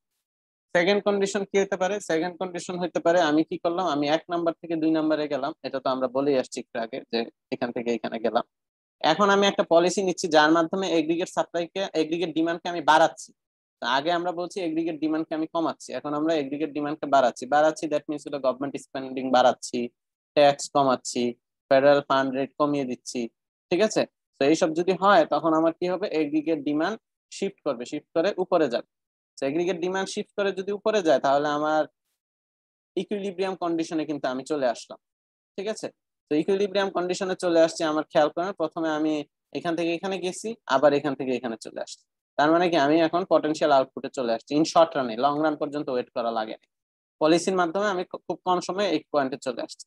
তো আমি আমার ইকোনমিক স্টেবিলিটি পেয়ে গেছি, বাট সমস্যা কি দেখেন, আমার ইনফ্লেশন কিন্তু বেড়ে গেছে। ইনফ্লেশন কিন্তু আমি স্টেবিলাইজ করতে পারিনি, আমি কিন্তু ইনফ্লেশনকে টার্গেট ইনফ্লেশনে আনতে পারিনি। সো প্রাইস স্টেবিলিটি আমি পাচ্ছি। তো এই পলিসি খেয়াল করেন, ইকোনমিক মানে গভর্নমেন্ট পলিসির মাধ্যমে বা সেন্ট্রাল ব্যাংকের পলিসির মাধ্যমে আমি প্রথমে কি করলাম, প্রথমে আমি চাইলে ইনফ্লেশন টার্গেটটাকে মেনটেন করতে পারছি, কিন্তু তখন আমার ইকোনমিক স্টেবিলিটি মেনটেন করা পসিবল হয় নাই, ইকোনমিতে আউটপুট কমে গেছে, দ্যাট মিনস আনএমপ্লয়মেন্ট অনেক বেড়ে গেছে। এখন আমি সেকেন্ড কন্ডিশনে দেখালাম যে আমি চাইলে কি করতে পারি, এগ্রিগেট ডিমান্ড বাড়াইতে পারি। বাড়াইলে কি হবে, বাড়াইলে আমার ইকোনমিতে আউটপুট আগের জায়গায় চলে আসবে, পটেনশিয়াল আউটপুটে চলে আসবে, দ্যাটস ফাইন। সো আমি ইকোনমিক স্টেবিলিটি আনতে পারতেছি, আনএমপ্লয়মেন্ট কমাইতে পারতেছি। But in the mean time যেটা হয়ে যাবে, আমার অপোজিটে টার্গেট ইনফ্লেশন থেকে ইনফ্লেশন রেট অনেক বেড়ে যাবে। তো ইকোনমিতে আপনি হাই ইনফ্লেশন লক্ষ্য করবেন। তো এই তিনটা মূলত ইস্যু যেটা আমরা পলিসি ইমপ্লিমেন্টেশনের মাধ্যমে অ্যাচিভ করতে পারি। তো এই ইস্যুগুলো আপনাদের জানা থাকতে হবে। সো এখান থেকে আমরা কনক্লুশন কি করতে পারি, দেখেন বলছে the most shocks, if most shocks to the economy are aggregate demand shock or permanent aggregate supply shock, then policy that stabilizes inflation will also stabilize economic activity even in the short run. So এটা আমরা বলে আসছি, if temporary supply shock are more common, then central bank must choose between two stabilization objective in the short run. So আমি কোনটা চাই, আমি price stability চাই অথবা ইকোনমিক স্টেবিলিটি চাই, আমার চয়েস করতে হবে, যেহেতু এটা short run temporary supply shock. In the long run, there is no conflict between stabilizing inflation and economic activity in response to shock. So long রানে আসলে আলটিমেটলি দুইটাই অ্যাচিভ হয়, আমরা দেখে আসছি যেটা লং রানে কিন্তু আমরা সবসময় তিনটা কন্ডিশনে লং রানে কিন্তু আমি কি করতে পারতেছি, দুইটাই অ্যাচিভ করতে পারতেছি, প্রাইস স্টেবিলিটি অ্যাচিভ করতে পারতেছি, ইকোনমিক স্টেবিলিটি অ্যাচিভ করতে পারতেছি। কিন্তু শর্ট রানে যেটা হয়, আহ দুইটা মানে এগ্রিগেট সাপ্লাই যদি আপনার মানে শর্ট টার্ম সাপ্লাই শকের ক্ষেত্রে আপনার আমি কি করতে পারতেছি না, আমি দুইটাই অ্যাচিভ করতে পারতেছি না, দ্যাট মিনস প্রাইস স্টেবিলিটি এবং ইকোনমিক স্টেবিলিটি দুইটাই অ্যাচিভ করা পসিবল হচ্ছে না। আর শর্ট রান কেন আমরা লং রানটাকে প্রেফার করি না, কারণ আমরা জানি শর্ট রান যে ফ্লাকচুয়েশন গুলো হয় সেটার কারণে আমার আইদার আনএমপ্লয়মেন্ট বেড়ে যাবে অথবা ইনফ্লেশন বেড়ে যাবে। শর্ট রানে কিন্তু চেঞ্জ হবে, শর্ট রানে দেখা যাবে 1-2 বছর আপনার আনএমপ্লয়মেন্ট অনেক বেড়ে যাচ্ছে, আপনার ইনফ্লেশন অনেক বেড়ে যাচ্ছে, ঠিক আছে, অথবা ইনফ্লেশন কমে যাচ্ছে, আনএমপ্লয়মেন্ট বেড়ে যাচ্ছে। তো এই ধরনের অনেক কন্ডিশন হবে। সো আমি চাই না, আমরা চাই সবসময় স্টেবিলিটি মেনটেন করতে। তো স্টেবিলিটি মেনটেন করার জন্য আপনার ইকোনমিক পলিসি হোল্ডারদের বিভিন্ন ধরনের পলিসি নিতে হবে। উইদাউট টেকিং পলিসি ইকোনমি আবার ইকুইলিব্রিয়ামে চলে আসবে, but it will take time. কতদিন লাগবে সেটা আমরা জানি না। লং টার্ম, লং টার্ম মানে কি বোঝায়, 5 বছর, 10 বছর, 50 বছর, উই ডোন্ট নো। ঠিক আছে। সো আপনারা কেইনসের একটা থিওরি মানে বক্তব্য আছে যে in the long run we all are dead, তার মানে হলো লং রানে আমরা সবাই মারা যাবো। তো আমরা লং রান বলতে কি বোঝাচ্ছে, কতদিনে এটা ঠিক হবে, আর যদি আমরা সবাই মারাই যাই তাহলে ঠিক হয় লাভ। ঠিক আছে। সো এই জন্য বলা হয় তো শর্ট টার্মে আমাদের অ্যাক্টিভিটিস পারফর্ম করা উচিত। আচ্ছা, এরপর যে ইস্যুটা আসছে যে how actively should policy makers try to stabilize economic activity. So economic activity stabilize করার জন্য আমরা কতটা অ্যাক্টিভ হব। All economists have similar policy goals, promote high employment and price stability, yet they often disagree on the best approach to achieve these goals. So আমরা সবসময় চাই price stability আসুক, high employment আসুক, মানে কি পটেনশিয়াল আউটপুটে আমি সবসময় থাকি। পটেনশিয়াল আউটপুটে থাকলে মানে আমার শুধুমাত্র ফিকশনাল আনএমপ্লয়মেন্ট আছে, অন্য কোনো আনএমপ্লয়মেন্ট নাই। সো এটাই আমাদের ডিজায়ার্ড গোল। কিন্তু এইটা অর্জন করার জন্য বিভিন্ন ধরনের লোক বিভিন্ন ধরনের ইকোনমিক্স বিভিন্ন ধরনের আইডিয়া শেয়ার করছে। কিছু আছে হলো নন অ্যাক্টিভিস্ট, তারা বলতেছে যে এই যে আমরা বলে আসছি যে গভর্নমেন্ট পলিসি নিবে, গভর্নমেন্ট তারপর কি করবে আপনার ইকোনমিতে ইকুইলিব্রিয়ামে নিয়ে আসবে, তারা এটা পছন্দ করে না। তারা মনে করে যে ইকোনমিকে আপনি ফ্রি ছেড়ে দেন, ইকোনমি তার মতো চলবে এবং একটা সময় আলটিমেটলি ইকোনমি ইকুইলিব্রিয়ামে চলে আসবে। এবং খেয়াল যদি করেন এই কথাগুলো মিলে যাচ্ছে ক্লাসিক্যাল ইকোনমিস্টদের মতো। ক্লাসিক্যাল ইকোনমিস্টরা এই ধরনের কথাই বলতো যে ইকোনমিকে আপনি ফ্রি রাইডার করে দেন, ইকোনমি তার তার মতো চলবে এবং আলটিমেটলি সেই ইকোনমি নিজের মতো ইকুইলিব্রিয়াম পেয়ে যাবে, আপনাকে ইন্টারভেন করার দরকার নেই। বাট যখনই আমরা কেইনস আসলো, কেইনস আসার পরে সে বলতেছে না, ইকোনমি ওই যে বললো যে কেইনস বললো যে in the long run we all are dead, এবং যদি ইকোনমিকে আমি নিজের হাতে ছেড়ে দেই তাহলে ইকোনমি ইকুইলিব্রিয়ামে আসবে, but it will take long time. So আমরা তো এত সময় ওয়েট করতে পারবো না। সো আমাদের উচিত পলিসি ইমপ্লিমেন্টেশন করা। সো অ্যাক্টিভিস্ট হইলো গিয়ে এই মনিটর মানে কেইনসিয়ান থিওরি যারা কেইনসের থিওরি যারা ফলো করেন তারা হলো অ্যাক্টিভিস্ট গ্রুপ। তারা বলছে তারা they see the need of the government to pursue active policy to eliminate high unemployment when it develops. So non activist হলে তারা বলছে যে কিছুই করার দরকার নাই, ইকোনমিতে গভর্নমেন্টের কোনো পলিসির দরকার নেই, ইকোনমি অটোমেটিক্যালি আপনার ইকুইলিব্রিয়ামে চলে আসবে। আর অ্যাক্টিভিস্টরা বলতেছে যে না, ইকোনমিতে মনিটারি পলিসির দরকার আছে, গভর্নমেন্ট বিভিন্ন ধরনের পলিসি নেওয়ার মাধ্যমে ইকোনমিকে ইকুইলিব্রিয়ামে নিয়ে আসতে পারে, প্রয়োজন মানে তাড়াতাড়ি নিয়ে আসতে পারে। এখন হলো lags and policy implementation. So policy ইমপ্লিমেন্টেশনে আপনার বিভিন্ন ধরনের ল্যাগ থাকে। ল্যাগ মানে হলো টাইম ল্যাগ মূলত আমরা বুঝাই। তো টাইম ল্যাগ গুলোর মধ্যে কি কি আছে? ফার্স্ট অফ হলো ডেটা ল্যাগ, এগুলো আপনারা হয়তো বা পড়ে থাকবেন, না পড়লেও সিম্পল ইস্যু। প্রথমটা বলছে যে ডেটা ল্যাগ। ডেটা ল্যাগ মানে হলো the time it tax for policymakers to obtain data indicating what is happening in the economy. So ইকোনমিতে যে আপনার পটেনশিয়াল আউটপুট থেকে কম প্রডিউস হচ্ছে, অথবা ইকোনমিতে আপনার ইনফ্লেশন রেট বেড়ে গেছে, এই জিনিসগুলো বুঝতে হলে তো আমার ডেটা লাগবে। ডেটা ছাড়া তো আমি বুঝতেছি না। আর ডেটাটা আমি কখন পাই? ডেটাটা আমি পাই অলরেডি যখন ইকোনমিতে পটেনশিয়াল আউটপুট কম হচ্ছে, অলরেডি যখন ইকোনমিতে ইনফ্লেশন বেড়ে যাচ্ছে, তখন যে আমি ডেটাটা পাই। তো ডেটা ল্যাগ আমি তখন যদি পলিসি নেই, অলরেডি ইকোনমি কিন্তু অনেক কিছু লুজ করে ফেলছে। দ্যাট মিনস অলরেডি ইকোনমিতে আপনার রিসেশন শুরু হয়ে গেছে। শুরু হওয়ার পরে দেখা যাচ্ছে আমি বুঝতেছি হ্যাঁ কি রিসেশন শুরু হয়েছে, বাট ইকোনমি কিন্তু হিটটা নেওয়া শুরু করছে। হিটটা না নেওয়ার আগ পর্যন্ত আপনি বুঝেন না যে ইকোনমিতে রিসেশন শুরু হয়েছে কিনা। ঠিক আছে? দেন হলো recognition lag. It tax the time it takes for policymakers to be sure of what the data are signaling about the future course of economy. So এই যে আমি প্রথমে ডেটা নিয়ে আসলাম, ডেটা আনার পরে আমি বলতেছি যে ডেটা আসলে কি সিগন্যাল করতেছে, এটাকে রিকগনাইজ করা। সো অনেক সময় আপনাদের বইয়ে দেখবেন লেখা আছে যে ইউএসএ তে যখন রিসেশন শুরু হয়, রেসিশন শুরু হওয়ার সাথে সাথেই তারা রেসিশনারি কন্ডিশন ডিক্লেয়ার করে না, তারা 6 মাস এটাকে অবজার্ভ করে। 6 মাসে যদি তারা দেখে যে হ্যাঁ তারপরেও রিসেশনের সব ক্যারেক্টারিস্টিক্স কন্টিনিউ করতেছে, দেন তারা ওইটাকে রিসেশন বলে ডিক্লেয়ার করে। সো এই যে রিকগনিশন, যে আপনি রিকগনাইজ করতেছেন না, ইকোনমিতে বলতে ইনফ্লেশন রেট বেড়ে যাচ্ছে, বাট আপনি রিকগনাইজ করতেছেন না, আপনি বলতেছেন যে এটা হয়তো টেম্পোরারি বাড়ছে, এটা কিছুদিনের মধ্যে ঠিক হয়ে যাবে, এখানে পলিসি নেওয়ার দরকার নেই। বা আপনি রিকগনিশন করতেছেন হ্যাঁ এখানে পলিসি নেওয়ার দরকার আছে, এটা প্রবলেম হইতে পারে। তো এই যে রিকগনিশন করার মধ্যে যে টাইম গ্যাপ, রিকগনিশন করতে যে সময় নেয়, এটার কারণে আপনার ইকোনমিতে কিন্তু ইকোনমি তো কন্টিনিউয়াসলি চলছে, সো ইকোনমিতে কিন্তু ইম্প্যাক্ট গুলা পড়তেছে। তো আমি যত দেরি করবো আমার ইকোনমি তত ক্ষতিগ্রস্ত হবে। তারপরে বলছে লেজিসলেটিভ ল্যাগ। কিছু কিছু সময় আমাদের কি করতে হয়? The time it takes to pass legislation to implement the particular policy. তো আমার কি করতে হবে? আমার কিছু পলিসি আমি নেওয়ার পরে সেই পলিসি গুলো আমার আপনার পলিসি গুলাকে আমার বিভিন্ন জায়গায় পাস করাইতে হবে। ঠিক আছে? দ্যাট মিনস হলো আমাদের ধরেন একটা পলিসি নিলাম, এটা আমার পলিসি, ধরেন সেন্ট্রাল ব্যাংক একটা পলিসি নিল, এটা হলো সেন্ট্রাল ব্যাংকের গভর্নিং বডি যারা আছে তারা এটাকে অ্যাপ্রুভ করতে হবে। তারপরে তারপরে এটা মানে ইমপ্লিমেন্টেশনে যাবে। বা এমন কোনো পলিসি যেটা হলো গিয়ে খুব খুব মানে নিউ একটা পলিসি, সেটা দেখা যেতে পারে হয়তো আপনার পার্লামেন্টে পাস করা লাগতে পারে। ফরেন মানে আপনার কি বলে অর্থমন্ত্রী হয়তো আপনার সেটাকে আপনার পার্লামেন্টে নিয়ে যাবে, সেখান থেকে সে পাশ করে নিয়ে আসবে, দেন ওইটাকে অ্যাপ্লাই করবে। সো এইখানে একটা সময় নিতে পারে। তো জেনারেলি যেটা হয় যে মনিটারি পলিসিতে আপনার পাস করানোটা খুব ইজি, কারণ মনিটারি পলিসি সম্পূর্ণ সেন্ট্রাল ব্যাংকের আন্ডারে থাকে। সেন্ট্রাল ব্যাংক তার নিজস্ব অ্যাক্টিভিটিস এর মাধ্যমে খুব দ্রুত এটাকে পাস করায় ফেলতে পারে। কিন্তু ফিসকাল পলিসি যেটা ট্যাক্স এর উপর ডিপেন্ড করে, সেটা আমরা ট্যাক্স এবং গভর্নমেন্ট এক্সপেন্ডিচারের উপর ডিপেন্ড করে, সেগুলো আমাদের দেখা যায় হয়তো পার্লামেন্ট থেকে পাস করায় নিয়ে আসতে হয়, যেমন বাজেটে পাস হয়, দেন আপনার বাজেটে পাস হয়ে আসে। তো সেই জন্য আপনার টাইম লাগে ফিসকাল পলিসি। দেন বলছি ইমপ্লিমেন্টেশন লেগ। ইমপ্লিমেন্টেশন লেগ হলে আপনি পলিসি নিছেন, পলিসি নেওয়ার পরে এখন এটা ইমপ্লিমেন্ট করতে হবে। ইমপ্লিমেন্ট করার জন্য আপনার বিভিন্ন পলিসি যারা ইমপ্লিমেন্ট করবে তাদেরকে আপনার ইনস্ট্রাকশন দিতে হবে, তারা সেই অনুযায়ী ইনস্ট্রাকশন অনুযায়ী কাজ করা শুরু করবে, তাদেরকে দরকার হলে আপনার ট্রেনিং দিতে হবে। তো এইসব কাজে আপনার কিছু ল্যাগ থাকে। লাস্ট হলো ইফেক্টিভনেস ল্যাগ। আপনি ইমপ্লিমেন্ট করলেন, ইমপ্লিমেন্ট করার সাথে সাথেই আপনি হয়তো বা রেজাল্ট পাবেন না, it takes time to give N output.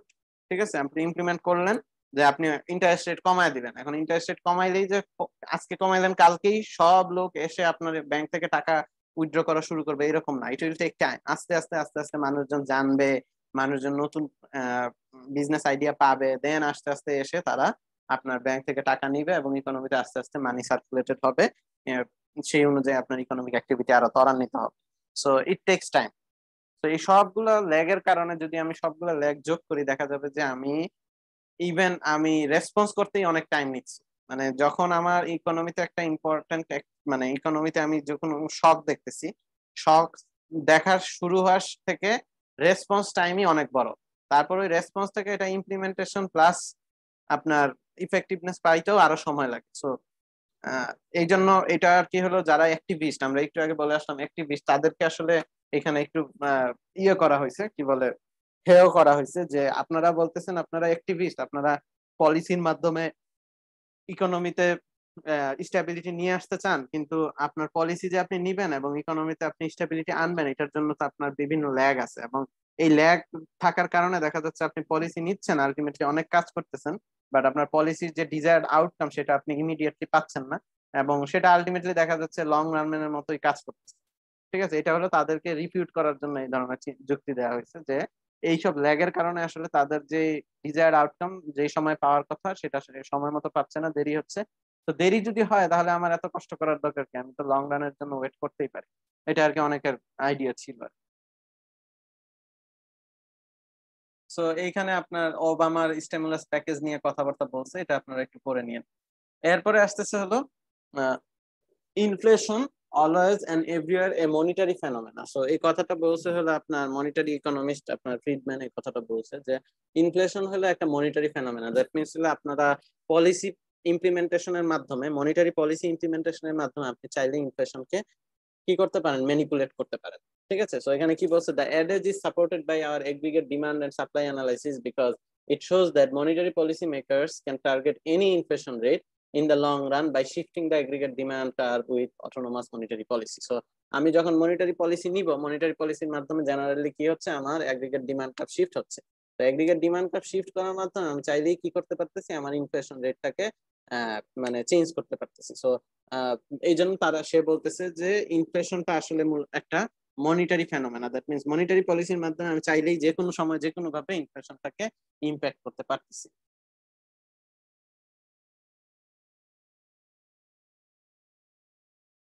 So এখানে যেটা বলছে যে আমি সাপোজ কি করলাম, আমি একটা ইকুইলিব্রিয়াম কন্ডিশনে আছি এই পয়েন্টে, 1 নম্বর পয়েন্টে আমি এখন কি করলাম, আমি এগ্রিগেট ডিমান্ড বাড়ায় দিলাম মনিটারি পলিসির মাধ্যমে। সো এগ্রিগেট ডিমান্ড যদি আমি বাড়ায় দেই, তখন আমার কি হচ্ছে, আমি পটেনশিয়াল আউটপুট থেকে বেশি আউটপুট প্রডিউস করতেছি। সো পটেনশিয়াল আউটপুট থেকে বেশি আউটপুট প্রডিউস করলে আমার এগ্রিগেট সাপ্লাই কার্ভ শিফট হবে, আপওয়ার্ড শিফট হবে। তো আমি কি করবো, আমি 3 নম্বর পয়েন্টে চলে আসবো, ইকুইলিব্রিয়াম। সো দেখেন আমি কি করলাম, আমার ইকোনমি ইকুইলিব্রিয়ামে ছিল, জাস্ট আমি কি করলাম, আমি একটা পলিসি নিলাম, পলিসি নেওয়ার মাধ্যমে আমি কি করলাম, আমি আমার ইনফ্লেশন টার্গেট এই পয়েন্টে ছিল, পয়েন্ট থেকে নতুন টার্গেট এই পয়েন্টে নিয়ে আসতে পারছি। সো তারা বলতেছে, মানে এই কথাটা দিয়ে, এই গ্রাফটা দিয়ে এটা বুঝাইতে চাচ্ছে যে আমি চাইলেই ইনফ্লেশন টার্গেট চেঞ্জ করতে পারি এবং এটা অ্যাচিভ করতে পারি। আমার প্রথমে ইনফ্লেশন টার্গেট ছিল এইটা, আমি এই পয়েন্টে ইকুইলিব্রিয়ামে ছিলাম, ফাইন। দেন আমি ধরেন নতুন একটা ইনফ্লেশন টার্গেট দিলাম যেটা হলো এইটা। তো আমি এটা কি অ্যাচিভ করতে পারবো কিনা, টার্গেট দিলেই হবে কিনা। বলছে হ্যাঁ, আপনি চাইলেই এটা অ্যাচিভ করতে পারবেন, কারণ যখন আমি অটোনোমাস মনিটারি পলিসি নিচ্ছি, মনিটারি পলিসির মাধ্যমে আমি চাইলেই কি করতে পারি, এটাকে আমি শিফট করতে পারি এবং শিফট করে নতুন টার্গেটে নিয়ে আসতে পারি। ওকে, এরপরে দুইটা বহুল প্রচলিত আইডিয়া, সেটা আপনারা মোটামুটি আগে থেকে জানেন, যেটা হলো যে ইনফ্লেশনারি মনিটারি পলিসি কেন হয়, মনিটারি পলিসি কেন ইনফ্লেশন ক্রিয়েট করে। মানে এই ইনফ্লেশনারি মনিটারি পলিসি বা causes of inflationary monetary policy বলতে বোঝাচ্ছে যে মনিটারি পলিসি নেওয়ার ফলে কেন ইনফ্লেশন ক্রিয়েট হয়। ঠিক আছে, তো এটার দুইটা কারণ আছে, একটা হলো কস্ট পুশ ইনফ্লেশন আর একটা হলো ডিমান্ড পুল ইনফ্লেশন। তো প্রথমটা হলো কস্ট পুশ ইনফ্লেশন। যদি আমরা বলি কস্ট পুশ ইনফ্লেশন মানে হলো যে temporary there is a temporary negative supply shock in the economy, ঠিক আছে, or a push by workers for wages hike beyond the what productivity gains can achieve justify. So বলতেছে যে ইকোনমিতে একটা temporary aggregate supply শক আছে, তো aggregate supply কমে গেছে। কারণ কি, কারণ ইকোনমিতে সাপোজ এমপ্লয়াররা সাপোজ ওয়েজ মানে এমপ্লয়ার করতেছে, কেন এমপ্লয়িরা হায়ার ওয়েজ চার্জ করতেছে যে কোনো একটা কারণে, ঠিক আছে। সো এইরকম যদি হয় সেই ক্ষেত্রে আপনার কস্ট পুশ ইনফ্লেশন হয়। কিভাবে কস্ট পুশ ইনফ্লেশন হয়? তো দেখেন এখানে বলতেছে যে আমি প্রথমে এখানে ইকুইলিব্রিয়ামে ছিলাম, ঠিক আছে, দেন আমার কি হলো, কোনো একটা কারণে এগ্রিগেট সাপ্লাই শিফট করে এই পয়েন্টে আসলো। তো এই পয়েন্টে আসলে আমার কি হচ্ছে, আমি কোনো একটা কারণে সাপোজ ধরেন ওয়েজ রেট বাড়ার কারণে আমরা মানে ইকোনমিতে হইতে পারে যে হঠাৎ করে আমার যারা এমপ্লয়িজ আছে তাদের কাছে মনে হলো যে ইকোনমিতে হয়তো বা ইনফ্লেশন বেড়ে যাবে, এই জন্য তারা কি করলো, তারা ওয়েজ এক্সপেকটেশন বাড়াইলো এবং অ্যাগ্রিগেট সাপ্লাই কার্ভ শিফট করে এই পয়েন্টে আসছে। ঠিক আছে, তো এই পয়েন্টে যদি আসে, এখন কি হচ্ছে, এখন আপনি কি করতেছেন, যেহেতু আপনি পটেনশিয়াল আউটপুট থেকে নিচে আছেন, আপনি কি করলেন, আপনি পটেনশিয়াল আউটপুটে যাওয়ার জন্য এগ্রিগেট ডিমান্ড বাড়ায় দিলেন। ঠিক আছে, পলিসি নিলেন, পলিসি নিয়ে আপনি এগ্রিগেট ডিমান্ড কার্ভকে শিফট করায় আপনি এই পয়েন্টে চলে আসছেন। তো এই পয়েন্টে চলে আসার কারণে আমার কি হচ্ছে, ইনফ্লেশন কিন্তু বেড়ে যাচ্ছে। ঠিক আছে, এবং আউটপুট আমি আগের জায়গায় চলে আসছি। ঠিক আছে, এখন খেয়াল করেন যে যেহেতু এগ্রিগেট সাপ্লাই কার্ভ মানে আবার আউটপুট এই পয়েন্টে চলে আসছে, তো ইনফ্লেশন বেড়ে গেছে। তো ইনফ্লেশন বেড়ে যাওয়ার কারণে ইকোনমিতে এমপ্লয়িরা এখন আবার ভাবতেছে যে হ্যাঁ, আমার ইনফ্লেশন এক্সপেকটেশন ছিল বাড়বে এবং এটা তো আলটিমেটলি বাড়ছেই, সো এটা মনে হয় আরো বাড়বে। ঠিক আছে, বা তাদেরকে আমি যতটুকু ওয়েজ বাড়াইছি, সেই ওয়েজ বাড়ানো সাথে সাথে ইনফ্লেশন মানে ওয়েজ বাড়ছে, ওয়েজ বাড়ার কারণে আপনার শিফট হয়েছিল এখানে, সো ওয়েজ বাড়ছে সাথে সাথে ইনফ্লেশনও বেড়ে গেছে। তো ইনফ্লেশনও যখন বেড়ে যাচ্ছে, ওয়েজও বেড়ে যাচ্ছে, তারা বলতেছে তাহলে তো আমার আলটিমেটলি রিয়েল ওয়েজ তো বাড়ে নাই, রিয়েল ওয়েজ কিন্তু বাড়ে নাই, আগের মতোই আছে। সো তারা বললো যে যেহেতু ইনফ্লেশন বেড়ে গেছে আমাকে আরো ওয়েজ বাড়াইতে হবে। তো আরো ওয়েজ বাড়াইতে হবে যখন তারা এক্সপেক্ট করে, তখন আবার তারা এগ্রিগেট সাপ্লাই কার্ভকে এই পয়েন্টে শিফট করে। ঠিক আছে, এখন সেই মতে যদি ইকোনমিতে আবার এই মানে ইকুইলিব্রিয়াম আনার জন্য গভর্নমেন্ট বা সেন্ট্রাল ব্যাংক যদি আবার পলিসি নেয় যেটার মাধ্যমে তারা এগ্রিগেট ডিমান্ড কার্ভকে আবার শিফট করায়, তাহলে আবার ইকুইলিব্রিয়াম আসবে এই পয়েন্টে। এবং এই কন্ডিশন গুলো যদি এবং এই পয়েন্টে চলে আসলে দেখেন আবার কি হচ্ছে, ইনফ্লেশন কিন্তু বেড়ে যাচ্ছে, এবং আবার যদি ওয়েজ মানে ওয়ার্কাররা চিন্তা করে যে না আমার ওয়েজ তো তাহলে আলটিমেটলি লাভ হলো কি, আমার ওয়েজ বাড়লো ইনফ্লেশনও বাড়লো, তার মানে রিয়েল ওয়েজ বাড়ে না, তারা যদি আবার হাই ওয়েজ চার্জ করে। ঠিক আছে, তো এইভাবে যত চলতে থাকবে হাই ওয়েজ চার্জ, এবং আলটিমেটলি গভর্নমেন্ট যদি পলিসির মাধ্যমে আপনার পলিসি ইমপ্লিমেন্টেশনের মাধ্যমে যদি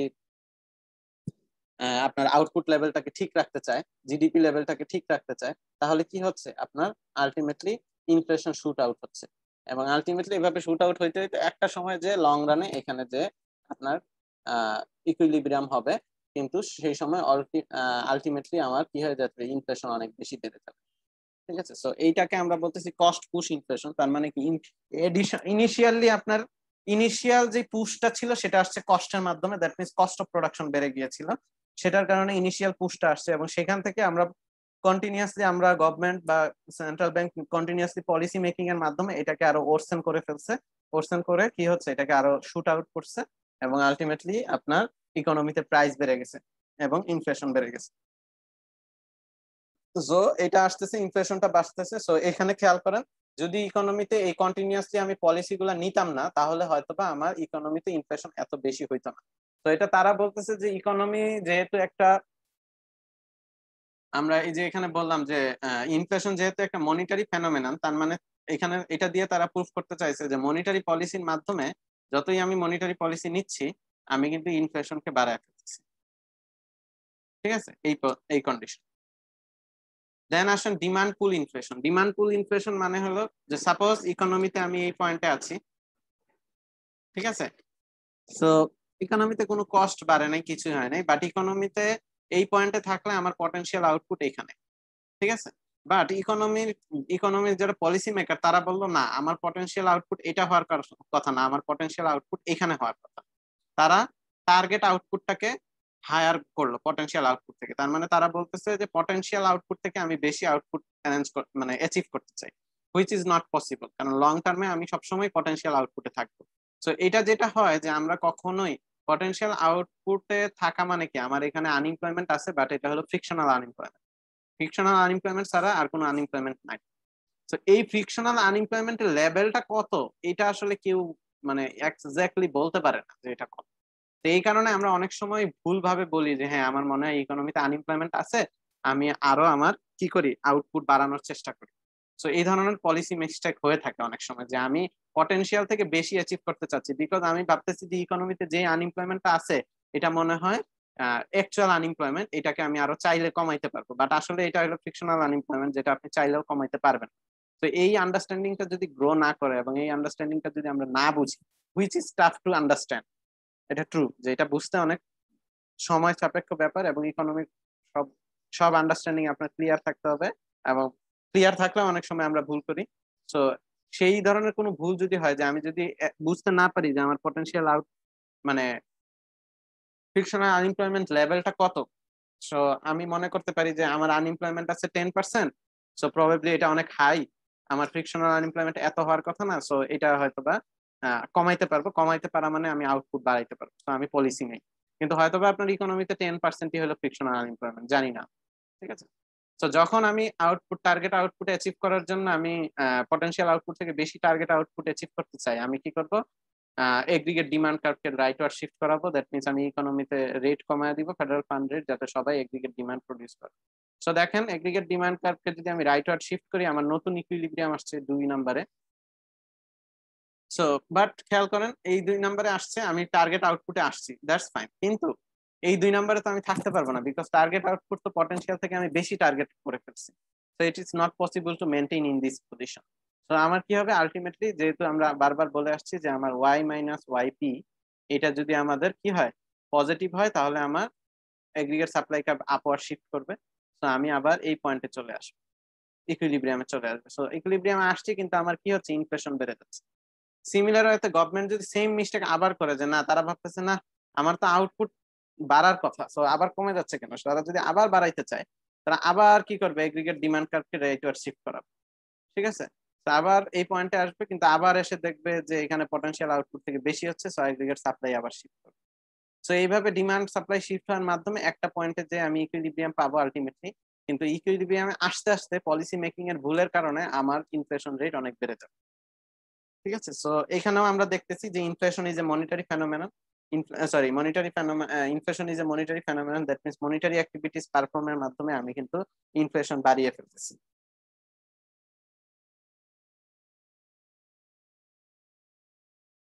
তো এটা একটা কেস, এটা আপনারা একটু দেখে নিবেন। তো এইখানে যে ওই কথাগুলোই আবার একটু গ্রাফে দেখানো হয়েছে, খেয়াল করেন এটা হলো আমার এই হরাইজন্টাল লাইনটা হলো আমার ফ্রিকশনাল আনএমপ্লয়মেন্ট, আর এই লাইনটা এবড়ো থেবড়ো লাইন যেটা, সেটা হলো আমার অ্যাকচুয়াল আনএমপ্লয়মেন্ট রেট। সো খেয়াল করেন ফ্রিকশনাল আনএমপ্লয়মেন্ট থেকে অ্যাকচুয়াল আনএমপ্লয়মেন্ট যখন নিচে আসে, নিচে আসতেছে, তার মানে কি আপনি পটেনশিয়ালের থেকে বেশি টার্গেট করে ফেলছেন। সো পটেনশিয়াল থেকে বেশি টার্গেট করলে আপনার কি হবে, ইনফ্লেশন বাড়ার কথা। দেখেন এই এই সিচুয়েশন পর্যন্ত, এই সিচুয়েশন পর্যন্ত ইনফ্লেশন কিন্তু বাড়ছে। তারপরে খেয়াল করেন এই সিচুয়েশনে এসে এটা একটু স্টেবিলাইজ হয়েছে। তারপরে আবার খেয়াল করেন আমার মানে এখানে একটু ল্যাগ থাকবে, এই সিচুয়েশন মানে এই সিচুয়েশনটুকু এখানে স্টেবিলাইজ হয়েছে দেখাইছে। তারপরে আবার কি হয়েছে, এখানে এসে কি হয়েছে আপনার আবার সেম ওয়েতে, সরি এই সিচুয়েশনটা আসলে এই সিচুয়েশনটাকে রিপ্রেজেন্ট করতেছে, দ্যাট মিনস এই সিচুয়েশনে আমার পটেনশিয়াল আউটপুট আনএমপ্লয়মেন্ট রেট আর ফিকশনাল আনএমপ্লয়মেন্ট রেট সেম, তার মানে পটেনশিয়াল আউটপুট আর অ্যাকচুয়াল আউটপুট সেম, তার মানে এখানে আমার ইনফ্লেশন কমার কথা। দেন আবার এই পজিশনে চিন্তা করেন, এই পজিশনে আমার আবার কি হচ্ছে, ফ্রিকশনাল আনএমপ্লয়মেন্ট থেকে আনএমপ্লয়মেন্ট কমাইতে চাচ্ছি আমি, দ্যাট মিনস আমি আউটপুট টার্গেট বেশি করছি। তো এই পয়েন্টে যদি আমি আউটপুট বেশি টার্গেট করি, তার মানে কি ইনফ্লেশন বাড়ার কথা। দেখেন এই পয়েন্টে ইনফ্লেশন বাড়ছে, একটু ল্যাগ আছে, মানে যখন আপনি পলিসি নিচ্ছেন পলিসি থেকে ইমপ্লিমেন্টেশন হইতে একটু ল্যাগ আছে। দেন আবার এই পয়েন্টটা চিন্তা করেন, এই পয়েন্টে দেখেন আপনার ফ্রিকশনাল আনএমপ্লয়মেন্ট থেকে আনএমপ্লয়মেন্ট অনেক বেশি। সো আনএমপ্লয়মেন্ট যেহেতু অনেক বেশি, আমার ইকোনমিতে কি হওয়ার কথা, ইনফ্লেশন কমার কথা। সো দেখেন এইখানে কিন্তু ইনফ্লেশন কমছে। তো আবার দেখেন এই পয়েন্টে আসেন, ফ্রিকশনাল থেকে আপনার আনএমপ্লয়মেন্ট কম, তার মানে ইনফ্লেশন বাড়ার কথা, আবার দেখেন ইনফ্লেশন বাড়ছে।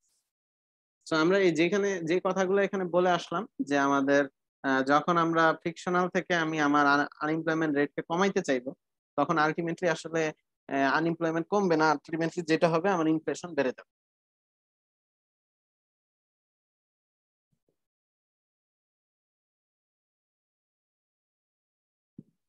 সো এরপর আসেন যেটাকে বলা হয় যে zero lower bound. Zero lower bound বলতে কি বুঝাচ্ছি, তো আমরা এতক্ষণ বলে আসছি যে আমরা ফেডারেল ফান্ড রেট চেঞ্জ করব, ফেডারেল ফান্ড রেট বাড়াবো, অথবা কমাবো। কমানোর মাধ্যমে আমরা কি করব, এগ্রিগেট ডিমান্ডকে ইম্প্যাক্ট ফেলবো। এগ্রিগেট ডিমান্ডকে ইম্প্যাক্ট ফেলার মাধ্যমে আমাদের এগ্রিগেট ডিমান্ডকে ইম্প্যাক্ট ফেলার মাধ্যমেই তো আমি মনিটারি পলিসি অ্যাক্টিভিটি গুলো পারফর্ম করতেছি, এবং তার মাধ্যমে আমি ইকোনমিতে কি হচ্ছে অ্যাক্টিভলি কাজ করতেছি এবং ইকোনমিতে দ্রুত ইকুইলিব্রিয়ামে নিয়ে আসার জন্য চেষ্টা করতেছি in case of different type of শক। ঠিক আছে, ডিফারেন্ট টাইপ অফ শকে আমি ইকোনমিতে মনিটারি পলিসি নিচ্ছি এবং পলিসি নেওয়ার মাধ্যমে আমি এগ্রিগেট ডিমান্ডকে ইম্প্যাক্ট করতেছি, এবং এগ্রিগেট ডিমান্ডকে ইম্প্যাক্ট করার মাধ্যমে আমি আলটিমেটলি কি করতেছি, ইকোনমিকে খুব দ্রুত ইকুইলিব্রিয়ামে নিয়ে আসার চেষ্টা করতেছি। তো এখন তারা বলতেছে যে ইকোনমিতে ফেডারেল ফান্ড রেটটা আমি কমাইতে পারি, কত পর্যন্ত কমাইতে পারি? ফেডারেল ফান্ড রেট আমি কমাইলাম, ঠিক আছে, ফেডারেল ফান্ড রেট আমি কমাইলাম। তো কমাইতে কমাইতে আমি কত কমাইতে পারবো? তারা বলতেছে কমাইতে কমাইতে আপনি আপ টু জিরো করতে পারবেন। কারণ কি, জিরোর নিচে যদি আমি চলে যাই, খেয়াল করেন ফেডারেল ফান্ড রেটটা যদি আমার জিরোর নিচে চলে যায়, এটা তো একটা হলো নমিনাল রেট। তো নমিনাল রেট যদি জিরোর নিচে চলে যায় তার মানে কি, তার মানে যদি নমিনাল রেট যদি হয় -3%, তার মানে কি আপনি 100 টাকা আজকে জমা দিবেন, আপনি 1 বছর পরে পাবেন 97 টাকা। এটা তো আসলে ইকোনমিতে ডিজায়ার্ড না, এটা আপনি মানে এটা এটা কখনোই ইকোনমিতে হবে না। আপনি অ্যাটলিস্ট 100 টাকার জন্য 100 টাকা চাই, ঠিক আছে, আর কম কখনো মানে অ্যাটলিস্ট 100 টাকার জন্য আপনি হয়তো 100 টাকা হইলেও আপনি রাজি আছেন, কিন্তু কম তো কখনোই আপনি নিতে রাজি নাই। তো আমরা বলতেছি যে ফেডারেল ফান্ড রেটের একটা লোয়ার বাউন্ড আছে, সেটা কি, সেটা হলো zero. Federal fund rate can not go beyond zero, জিরোর নিচে যাইতে পারবে না। ঠিক আছে, নিচের দিকে can not go beyond zero, নিচের দিকে জিরোর নিচে যাইতে পারবে না ফেডারেল ফান্ড। সো এটাকে বলা হয় ফেডারেল ফান্ড রেটের লোয়ার বাউন্ড। ঠিক আছে, সো কি বলছে দেখেন, the federal can attempt to reduce the real interest rate by lowering the federal fund rate. ঠিক আছে, সো আমি কি করতে পারি, দেখেন ফেডারেল ফান্ড রেটের মধ্যে দুইটা পোর্শন আছে, একটা হলো গিয়ে রিয়াল ইন্টারেস্ট রেট আর একটা হলো ইনফ্লেশন। সো আমি কি করতে পারি, আমার ইনফ্লেশন টার্গেট তো ধরেন 5% আছে, আমার রিয়াল ইন্টারেস্ট রেট ধরেন আগে ছিল 5%, তাহলে আমার ফেডারেল ফান্ড রেট ছিল কত পার্সেন্ট, 10%। ঠিক আছে, আমি যখন ইকোনমিতে আমি ফেডারেল ফান্ড রেট কমাচ্ছি, সো আসলে আমি মূলত রিয়াল রেটটাকেই কমাচ্ছি, কারণ ইনফ্লেশনটা তো ইকোনমিতে অলরেডি পারসিস্টেন্ট আছে এবং এটাকে আমি টার্গেট ইনফ্লেশন ধরে নিছি। তা আমি জেনারেলি কি করতেছি, রিয়াল রেটটাকে কমাচ্ছি, কমিয়ে আমি আসলে মূলত ফেডারেল ফান্ড রেটটাকে কমাচ্ছি। ঠিক আছে, কারণ ইনফ্লেশন তো আলটিমেটলি কেউ পাচ্ছে না, ইনফ্লেশন আমিও পাচ্ছি না, যে আমাকে লোন দিচ্ছে সেও পাচ্ছে না। সো আমার চিন্তা থাকবে হলো কি, আর ফেডারেল মানে রিয়াল রেটটাকে চেঞ্জ করা। রিয়াল রেট যদি চেঞ্জ হয় তার মানে যে লোন নিতে যাবে সে বুঝবে হ্যাঁ আমি তাহলে এখন কম রেট দিচ্ছি। যদি রিয়াল রেটের সাথে ইনফ্লেশনও চেঞ্জ হয়ে যায়, তাহলে মানে রিয়াল রেট আমি 1% কমাইলাম, ইনফ্লেশন 1% বেড়ে গেল, তাহলে তো আলটিমেটলি আমার কোনো চেঞ্জ নেই। তো আমি ধরতেছি ইনফ্লেশনটা আমার ফিক্স, আমি রিয়াল রেটটাকে কমাচ্ছি। রিয়াল রেট যদি কমাই তাহলেই আলটিমেটলি আমার কি হচ্ছে, ফেডারেল ফান্ড রেট কমছে, considering inflation is same. Inflation কেন সেম ধরতেছি, কারণ ইনফ্লেশনটা একটা মার্কেট ফেনোমেনা, এটা তার ইনফ্লেশনটাকে আমি টার্গেট রেটে রাখতে চাচ্ছি আর কি সবসময়। তো এখন কি বলছে দেখেন, দ্য ফেডারেল ফান্ড রেট দো is stated in nominal terms and therefore cannot fall between zero below zero, এটা আমরা বললাম। The zero floor on the federal fund rate is referred to as the zero lower bound. Okay, এখন বলছে deriving the aggregate demand curve with the zero lower bound. So zero lower bound যদি হয় তাহলে আমরা কিভাবে aggregate demand curve পাইতে পারি। ঠিক আছে, সো যখন আমাদের ইকোনমিতে ফেডারেল ফান্ড রেট জিরোতে চলে আসবে, এরপরে কন্ডিশনটা কি হবে সেটা আমরা জানতে চাচ্ছি। সো দেখেন কি বলছে, with the federal fund rate at the floor of zero, as inflation and expected inflation fall, the real interest rate rise, creating a downward slope MP marginal মানে এটা মনিটারি পলিসি কার্ভ। ঠিক আছে, the process আমি এটা গ্রাফে আসতেছি, the process desired described above creates a kink in the aggregate demand curve as well. So এটা আমরা এখন দেখতে চাচ্ছি কিভাবে, খেয়াল করেন। প্রথমে আমরা 3 নাম্বার পয়েন্টটাতে আসছি। 3 নাম্বার পয়েন্টে খেয়াল করেন, আমার ইকোনমিতে রিয়াল ইন্টারেস্ট রেট 2%, আমার ইনফ্লেশন রেট, এটা হলো Real interest rate, inflation rate হলো 3%। সো আমার ফেডারেল ফান্ড রেট আলটিমেটলি কত, ফেডারেল ফান্ড রেট আলটিমেটলি 3 আর 2 হলো 5%। ঠিক আছে, সো এই সিচুয়েশনে আমি চাইলে কি করতে পারবো, ফেডারেল ফান্ড রেটকে কমাইতে পারবো। ঠিক আছে, ফেডারেল ফান্ড রেটকে কমাইতে পারবো। আর খেয়াল করেন আমাদের ডিমান্ড কার্ভটা যদি খেয়াল করেন, ডিমান্ড কার্ভটা কি ছিল, ডিমান্ড কার্ভটা অলওয়েজ ডাউনওয়ার্ড স্লোপিং। তো এখানে আমার ছিল ইনফ্লেশন রেট, আর এখানে ছিল আমার এগ্রিগেট আউটপুট। ঠিক আছে, এগ্রিগেট আউটপুট। তো আমার যত ইনফ্লেশন রেট যত বেশি হবে আউটপুট কম হবে, যত কম হবে আউটপুট বেশি হবে, তাই তো? এরকম আন্ডারস্ট্যান্ডিং ছিল। তো এখন খেয়াল করেন, আমি ফেডারেল ফান্ড রেট যখন আমার মানে আমি যখন এই 3 পয়েন্টে আসি, দ্যাট মিনস আমার ইনফ্লেশন রেট 3%। তো ইনফ্লেশন রেট যখন 3%, আমার এগ্রিগেট আউটপুট হলো 9। তো আমি এটাকে আরো কমাইতে পারবো, কারণ কি আমার ফেডারেল ফান্ড মানে ফেডারেল ফান্ড রেটকে আমি 5% থেকে 4%, 3%, 2% এরকম করতে পারবো। কতটুকু নামাইতে পারবো খেয়াল করো। তো আমি যখন এটাকে নামাচ্ছি, ফেডারেল ফান্ড রেট যখন আমি কমাচ্ছি, ফেডারেল ফান্ড রেটের মধ্যে দুইটা পার্ট আছে, একটা কি, একটা হলো রিয়াল রেট, একটা হলো ইনফ্লেশন। ঠিক আছে, সো আমি তো ইনফ্লেশনটাকে ইনট্যাক্ট ধরতেছি, আমি ফেডারেল ফান্ড রেটটাকে কমাচ্ছি। ঠিক আছে, তো এটা যত আমি কমাবো আমার কি হবে, ইকোনমিতে আমার ইনফ্লেশন কমে যাবে, মানে ইনফ্লেশনের ইম্প্যাক্ট আস্তে আস্তে কমা শুরু করবে। মানে ফেডারেল ফান্ড রেট আমি কমাচ্ছি, আর ইনফ্লেশনটা কিভাবে কমতেছে, ইনফ্লেশনটা মার্কেট মেকানিজমের মাধ্যমে কমতেছে, ডিমান্ড সাপ্লাইয়ের মাধ্যমে ইনফ্লেশনটা কমতেছে আর কি। ঠিক আছে, সো ইনফ্লেশন রেট তখন যখন কমে যাবে তখন আমি কি করতে পারবো, আরো হায়ার মানে আরো হায়ার আউটপুট অ্যাচিভ করতে পারবো যত কমবে। ঠিক আছে, এখন খেয়াল করেন এই পয়েন্টটাতে, খেয়াল করেন এই পয়েন্টটাতে, দেখেন আমার ইনফ্লেশন রেট হলো 2%।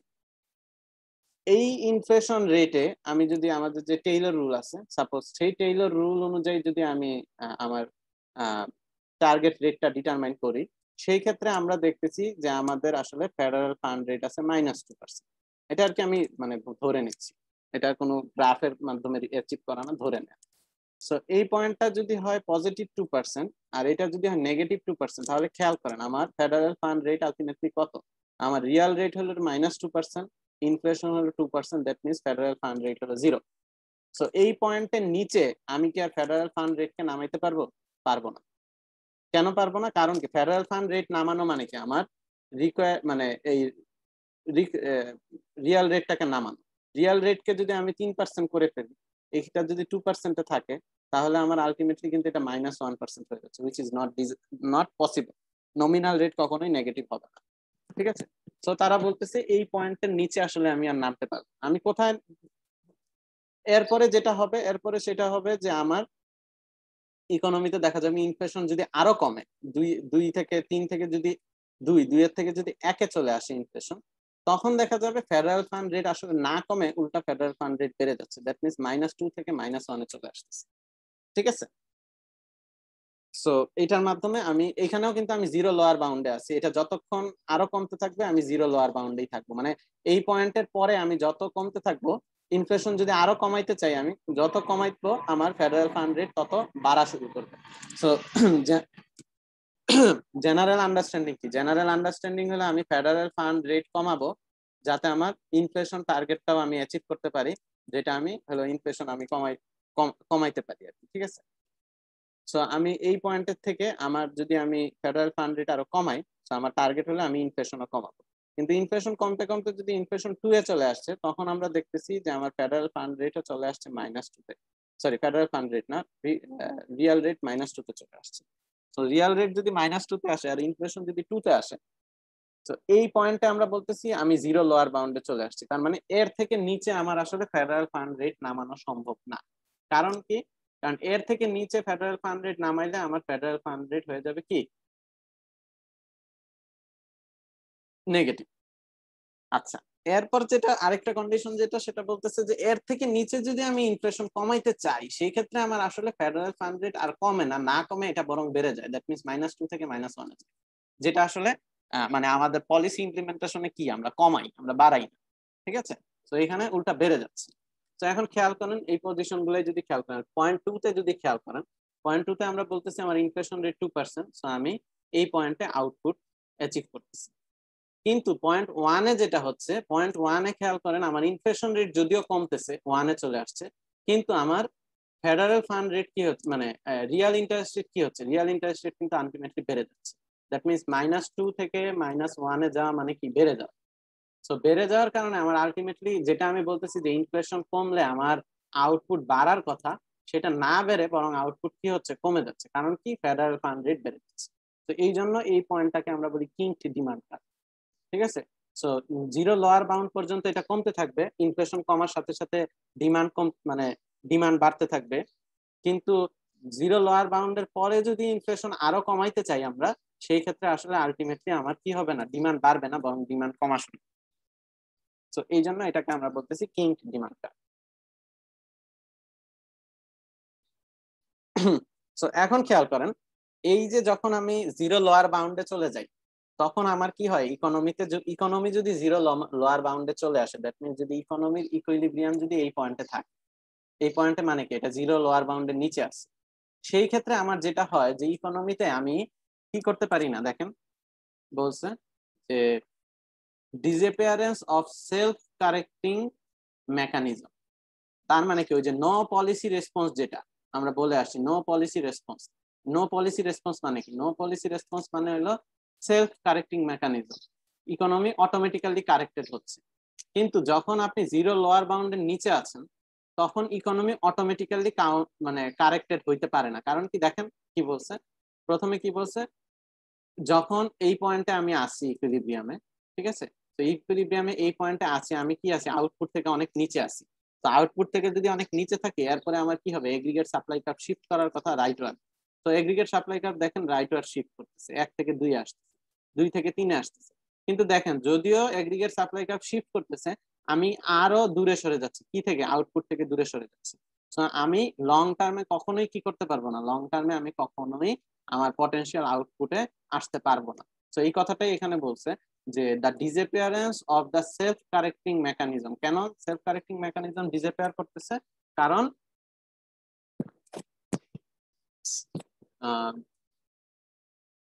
কেন সেলফ কারেক্টিং মেকানিজম ডিসঅ্যাপিয়ার করতেছে, এটা যদি আমরা দেখতে চাই, সেলফ কারেক্টিং মেকানিজমটা ডিসঅ্যাপিয়ার করার কারণটা কি, কারণটা হলো যে আপনি আপনার ইকোনমিতে সাপ্লাই বাড়তেছে, কিন্তু সাপ্লাই বাড়া সত্ত্বেও আপনার কি হচ্ছে না, ইকোনমিতে আপনার পটেনশিয়াল আউটপুটে আপনি চলে যেতে পারছেন। তো দেখেন বলছে, when the economy is in a situation in which equilibrium output is below potential output and the zero lower bound on the policy rate has been reached, output is not restored to potential level if policymakers do nothing. যদি কিছু না করি, তাহলে ultimately আমি potential output ফেরত যাইতে পারবো। In addition, in this situation, the economy going into a deflationary spiral characterized by continually falling inflation and output. So যেটা বলতেছে, যদি আমি লোয়ার বাউন্ডের নিচে চলে যাই, তখন যেটা হবে, ইকোনমিতে এগ্রিগেট সাপ্লাই, যদিও এগ্রিগেট সাপ্লাই কার্ভ শিফট করবে, সেটা আলটিমেটলি আপনার ইকোনমিতে ইনফ্লেশন কমতে থাকবে ঠিকই, কিন্তু ইকোনমিতে একটা ডিফ্লেশনারি সিচুয়েশন হবে, ইকোনমিতে আউটপুট জিডিপি অনেক কমে যাবে, আনএমপ্লয়মেন্ট অনেক বেড়ে যাবে এবং ডিফ্লেশনারি কন্ডিশন ক্রিয়েট হবে, যেটা আমি এখান থেকে দেখতেছি যে যতই আমরা মানে এগ্রিগেট সাপ্লাই তো অবশ্যই শিফট করবে, বিকজ আমাদের এগ্রিগেট আউটপুট থেকে আমি নিচে নিচে প্রডিউস করতেছি, কিন্তু শিফট করার সাথে সাথে আমার বরং এটা পজিটিভ কোনো ইম্প্যাক্ট না দিয়ে এটা আরো নেগেটিভ ইম্প্যাক্ট দিচ্ছে। তো এই ক্ষেত্রে আমরা কি করতে পারি, খেয়াল করেন, অলরেডি আমি ফেডারেল ফান্ড রেট এই পয়েন্টে আছে, তার মানে কি, ফেডারেল ফান্ড রেট এই পয়েন্ট ক্রস করছে, মানে কি, ফেডারেল ফান্ড রেট অলরেডি আমার কিসে আছে, নেগেটিভ হয়ে গেছে, মানে জিরো হয়ে গেছে, জিরোর নিচে আছে। তার মানে ফেডারেল ফান্ড রেট আমি চাইলেই আর কি করতে পারবো না, কমাইতে পারবো না। তাহলে আমার পলিসি ইমপ্লিমেন্টেশন কি হবে, আমি কি করব, এই সিচুয়েশনে যদি আমি কখনো পড়ে যাই, তখন আমি কি করবো। তো এটাই তারা এখানে বলতেছে যে তখন আমাদের নন কনভেনশনাল মনিটারি পলিসি বা কোয়ান্টিটেটিভ ইজিং ফলো করতে হবে। এটা যদি আপনারা খেয়াল করেন, আপনাদের চ্যাপ্টার 17-এ প্রবাবলি আমরা মনিটারি পলিসির মেকানিজম গুলো নিয়ে যেখানে আলোচনা করছি, ওইখানে আমরা এইগুলা নিয়ে আলোচনা করছি যে নন কনভেনশনাল মনিটারি পলিসি মেকানিজম গুলা কি কি। ঠিক আছে, তো সেই ক্ষেত্রে আমাদের কি করতে হবে, নন কনভেনশনাল মনিটারি পলিসি মেকানিজম গুলো ফলো করতে হবে। তো সেগুলা কি, সেগুলোর মধ্যে 3টা এখানে আলোচনা করা হয়েছে। একটা হলো লিকুইডিটি প্রভিশন, একটা হলো অ্যাসেট পারচেস, আর একটা হলো ম্যানেজমেন্ট অফ এক্সপেকটেশন।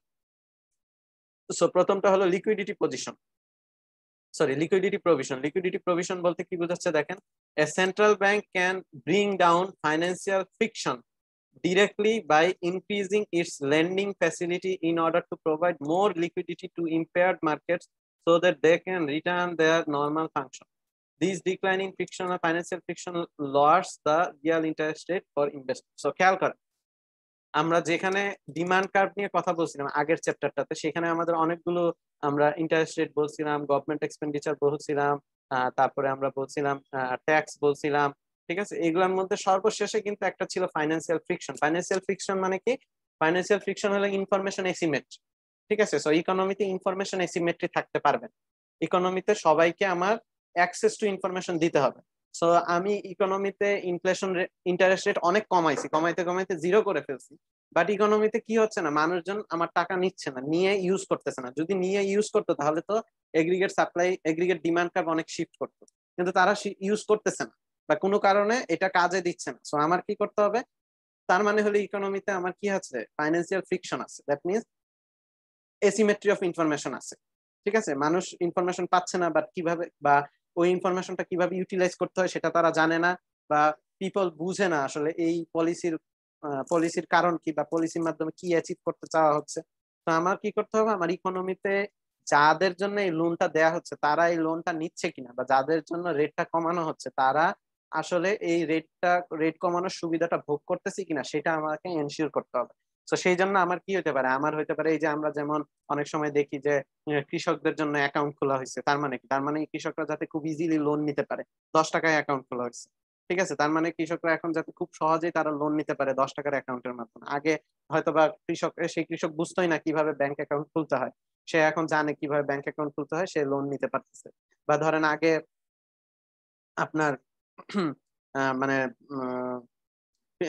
জেনারেল পিপলের মধ্যে এই অ্যাওয়ারনেসই ছিল না যে গভর্নমেন্টের কাছ থেকে আপনি কিভাবে লোন নিতে পারবেন বা লোনের জন্য আপনার কি কি কাগজপত্র দাখিল করতে হবে। ঠিক আছে, তো এই জিনিসগুলো আপনি অ্যাওয়ারনেস ক্রিয়েট করা, এগুলোর মাধ্যমে আপনি কি করতে পারবেন, ইকোনমিতে ফাইন্যান্সিয়াল ফ্রিকশন কমাইতে পারবেন। আর যখন ফাইন্যান্সিয়াল ফ্রিকশন কমাবেন তখন ইন্টারেস্ট রেট আপনি যেই রেটে রাখছেন সেই রেটই থাকবে, কিন্তু মানুষ এখন আগের থেকে বেশি ডিমান্ড করবে। কিসের ডিমান্ড করবে, লোনের ডিমান্ড করবে। ঠিক আছে, বা ইকোনমিতে আপনি আগের থেকে বেশি মানির ডিমান্ড করবে তারা।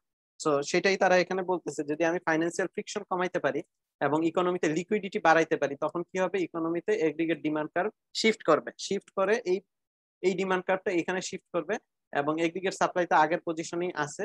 শিফট করার ফলে আমি কিন্তু এই পজিশনে আসতে পারবো, দ্যাট মিনস আমি আমার ডিজায়ার্ড আউটকামে নিয়ে আসতে পারবো যদি আমি কি করতে পারি, আমি লিকুইডিটিটাকে বাড়াইতে পারি। আর লিকুইডিটিটা বাড়াইলে কি হচ্ছে দেখেন, লিকুইডিটিটা বাড়াইলে যেটা হচ্ছে যে আমরা বলে আসছি যে এটা আরেকটু খেয়াল করেন যে টোটাল যে federal fund rate, Real interest rate যেটা, রিয়াল রেট যেটা, এর মধ্যে একটা আছে ইন্টারেস্ট রেট, আরেকটা আছে cost of friction, financial friction. এটা আপনাদের বইয়ে আপনারা দেখবেন এরকম একটা ইকুয়েশন দেওয়া আছে যে রিয়াল ইন্টারেস্ট রেট যেটা, রিয়াল আমরা প্রথমে বলছি federal fund rate, federal fund rate হলো গিয়া রিয়াল রেট প্লাস ইনফ্লেশন। এখন আমরা এই রিয়াল রেটটাকে ভাগ করতেছি, একটা হলো রিয়াল রেট হলো রিয়াল ইন্টারেস্ট রেট, আরেকটা হলো ফাইন্যান্সিয়াল ফ্রিকশন। ঠিক আছে, তো ফাইন্যান্সিয়াল ফ্রিকশন যত বেশি হয়, দ্যাট মিনস যত বেশি এসিমেট্রি থাকবে তত আপনার রিয়াল ইন্টারেস্ট রেট বেড়ে যাবে। যত কম এসিমেট্রি থাকবে আপনার রিয়াল ইন্টারেস্ট রেট তত কমে যাবে। তা আপনি যখন ফাইন্যান্সিয়াল ফ্রিকশনটাকে কমাইতে পারতেছেন regarding giving people understanding regarding আপনার পলিসি, দেন আপনার ইনফরমেশন দিয়ে, তারপর লিকুইডিটি বাড়িয়ে, দ্যাট মিনস সবাই কাছে অ্যাভেলেবেল করা সব, আপনি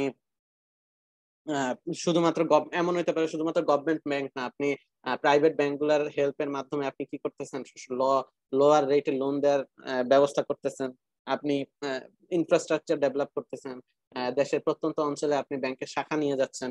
এর মাধ্যমে আপনি কি করতেছেন, টাকাটা সবার হাতে দেয়ার পলিসিটা করতেছেন যাতে সবার হাতে টাকাটা যায়। আপনি যে ইন্টারেস্ট রেট কমাচ্ছেন, কেন কমাচ্ছেন, যে সবাই টাকা নিবে, তো এই টাকাটা সবার হাতে যেন যায়। আর যখনই সবার হাতে টাকাটা যাবে আপনার ইকোনমিতে লিকুইডিটি বেড়ে যাবে।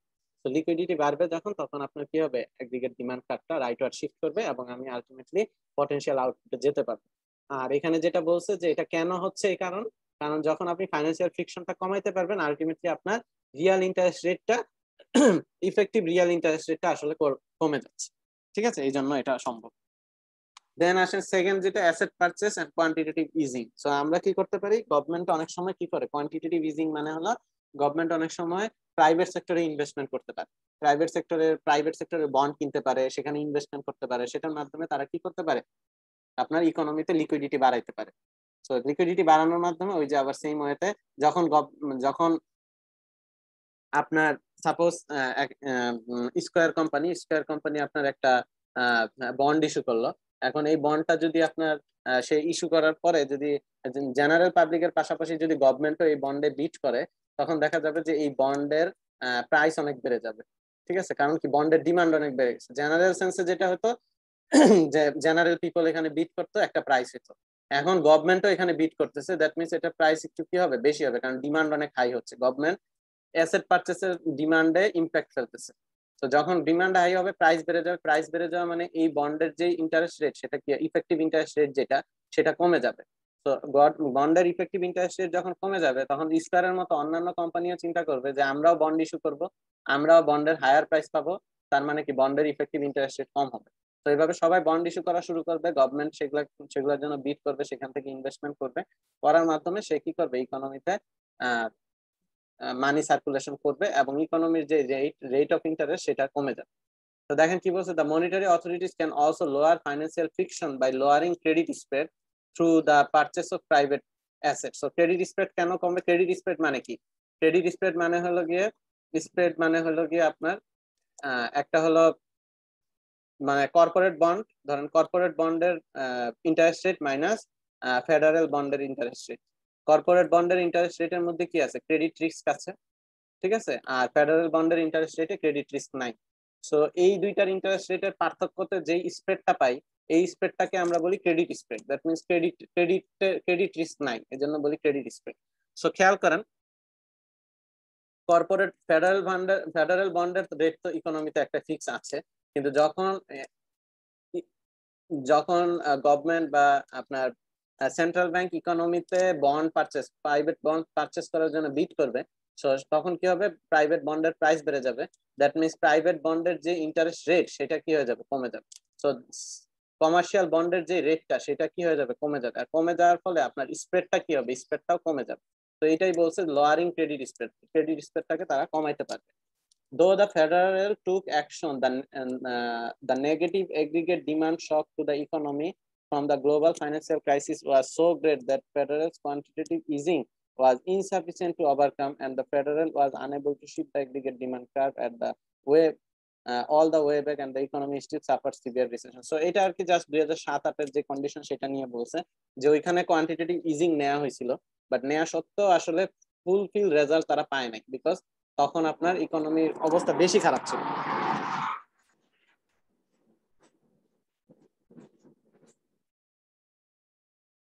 সো নেক্সট হলো ম্যানেজমেন্ট অফ এক্সপেকটেশন। সো প্রথমটা আমাদের ছিল লাইবিলিটি লিকুইডিটি প্রভিশন, দেন আমাদের ছিল হলো কোয়ান্টিটেটিভ ইজিং, দেন আমার হলো quantity liquidity provision, asset purchase of quantitative easing, and then management of expectation. Management of expectation আসলে এটাও আপনারা পরে আসছেন ফরওয়ার্ড গাইডেন্স নামে ওই chapter 17 A. Forward guidance in which the central bank commits to keep the policy rate low for a long period of time is another way of lowering long-term interest rate relative to short-term rate, and thereby lowering financial friction and the real rate of interest in for investment. খেয়াল করেন আমি যখন আমার inflation রেটটাকে fix করে দিব, আমি একটা target inflation rate নিব এবং এটা আমি ফিক্স করব, ফিক্স করার পরে এবং আমি এটা মানুষকে এনশিওর করাবো যে হ্যাঁ এটা আমি অবশ্যই মেনটেন করব, এবং আমার পলিসির মাধ্যমে এটা আমি যখন প্রুফ করাইতে পারবো যে এটা আমি মেনটেন করব, তখন কি হবে? তখন মানুষের মধ্যে একটা বিলিভ আসবে হ্যাঁ যে ইন ফিউচারে আমার ইনফ্লেশন রেটটা কি হবে, ইনফ্লেশন রেটটা একটা স্পেসিফিক রেটে থাকবে, এটা থেকে ডেভিয়েট করবে না। তো তখন মানুষ যেটা করবে, মানুষ শর্ট টার্ম লোন কম নিবে rather than long term loan বেশি নিবে। কারণ কি?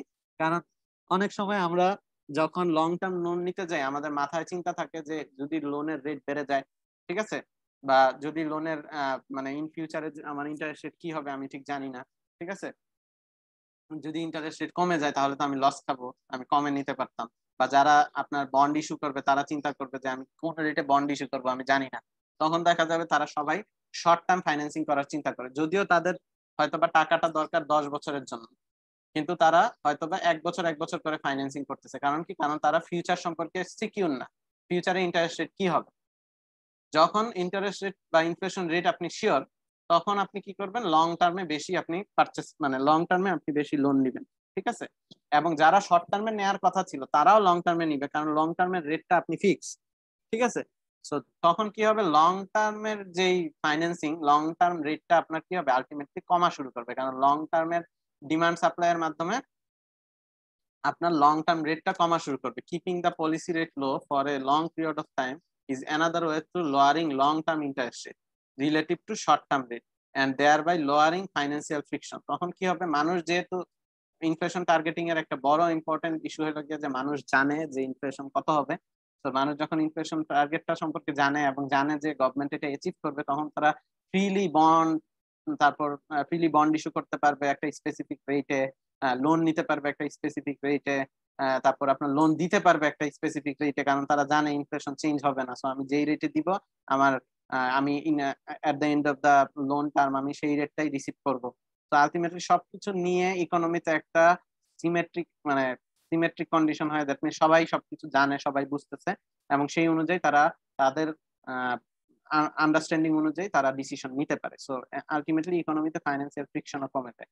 আর সিমিলার হয়তো যখন ইকোনমিতে ফাইন্যান্সিয়াল ফ্রিকশন কমে যাবে, আলটিমেটলি আপনার একদিকে ডিমান্ড কার্ভ শিফট করবে, আপনার ইকোনমিতে আপনি ইকুইলিব্রিয়ামে আসতে পারবেন, যদিও আপনি কি জিরো জিরো লোয়ার বাউন্ডে আছেন অথবা নিচে আছেন, বাট তারপরে যদি আপনি এই পলিসিগুলো নেন, আপনি এটার মাধ্যমে একদিকে সাপ্লাই কার্ভকে শিফট করতে পারবেন, সরি একদিকে ডিমান্ড কার্ভকে শিফট করতে পারবেন। ঠিক আছে, আচ্ছা। এরপরে যেটা বলছে যে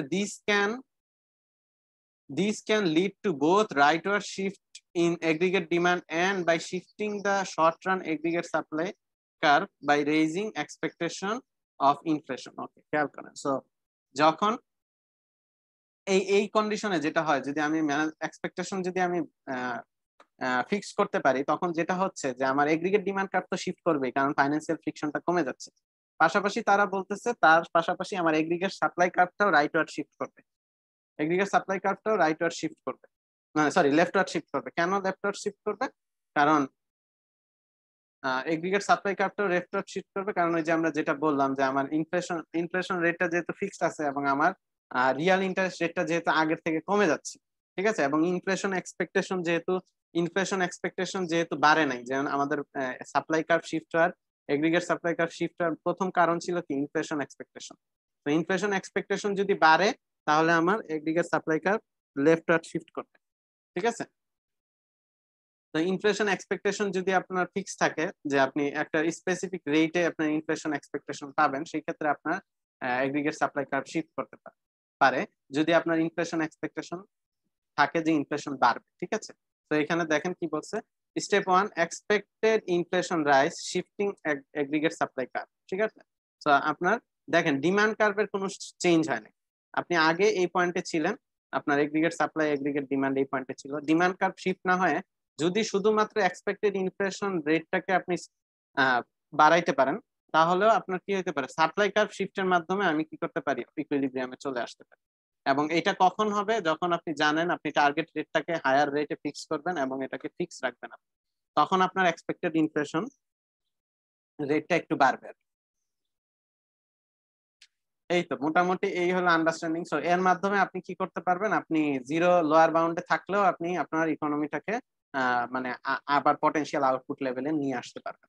ঠিক আছে, এরপরে যেটা আছে এটা হলো গিয়ে আবে আবে আবে আবেনমিক্স নিয়ে কথা বলছে। এটা হলো যে আপনার জাপানের প্রধানমন্ত্রী যে শিনজো আবে, তার যে ইকোনমিক্স এর আইডিয়া, এটা আপনারা একটু পড়বেন, এটা দেখবেন, এটা একটা কেস স্টাডির মতো বলা আছে। তো এটা নিয়ে বইও আছে আলাদা, সো জাস্ট আপনারা এটা একটু দেখে নিবেন। যদি কোনো কোয়েশ্চেন থাকে আপনারা রিভিউর কাছে অবশ্যই কোয়েশ্চেন করবেন। তো এই হলো মোটামুটি আন্ডারস্ট্যান্ডিং রিগার্ডিং দিস চ্যাপ্টার। এই চ্যাপ্টারে আমরা মূলত দেখলাম যে বিভিন্ন শক কন্ডিশনে আমার কি করতে হবে, আর যদি লোয়ার বাউন্ডে আমি চলে যাই কখনো, তাহলে লোয়ার বাউন্ডে আমার কি করতে হবে, এই দুইটা মূলত কোয়েশ্চেনের অ্যান্সার এখান থেকে দেয়া। So thank you everyone.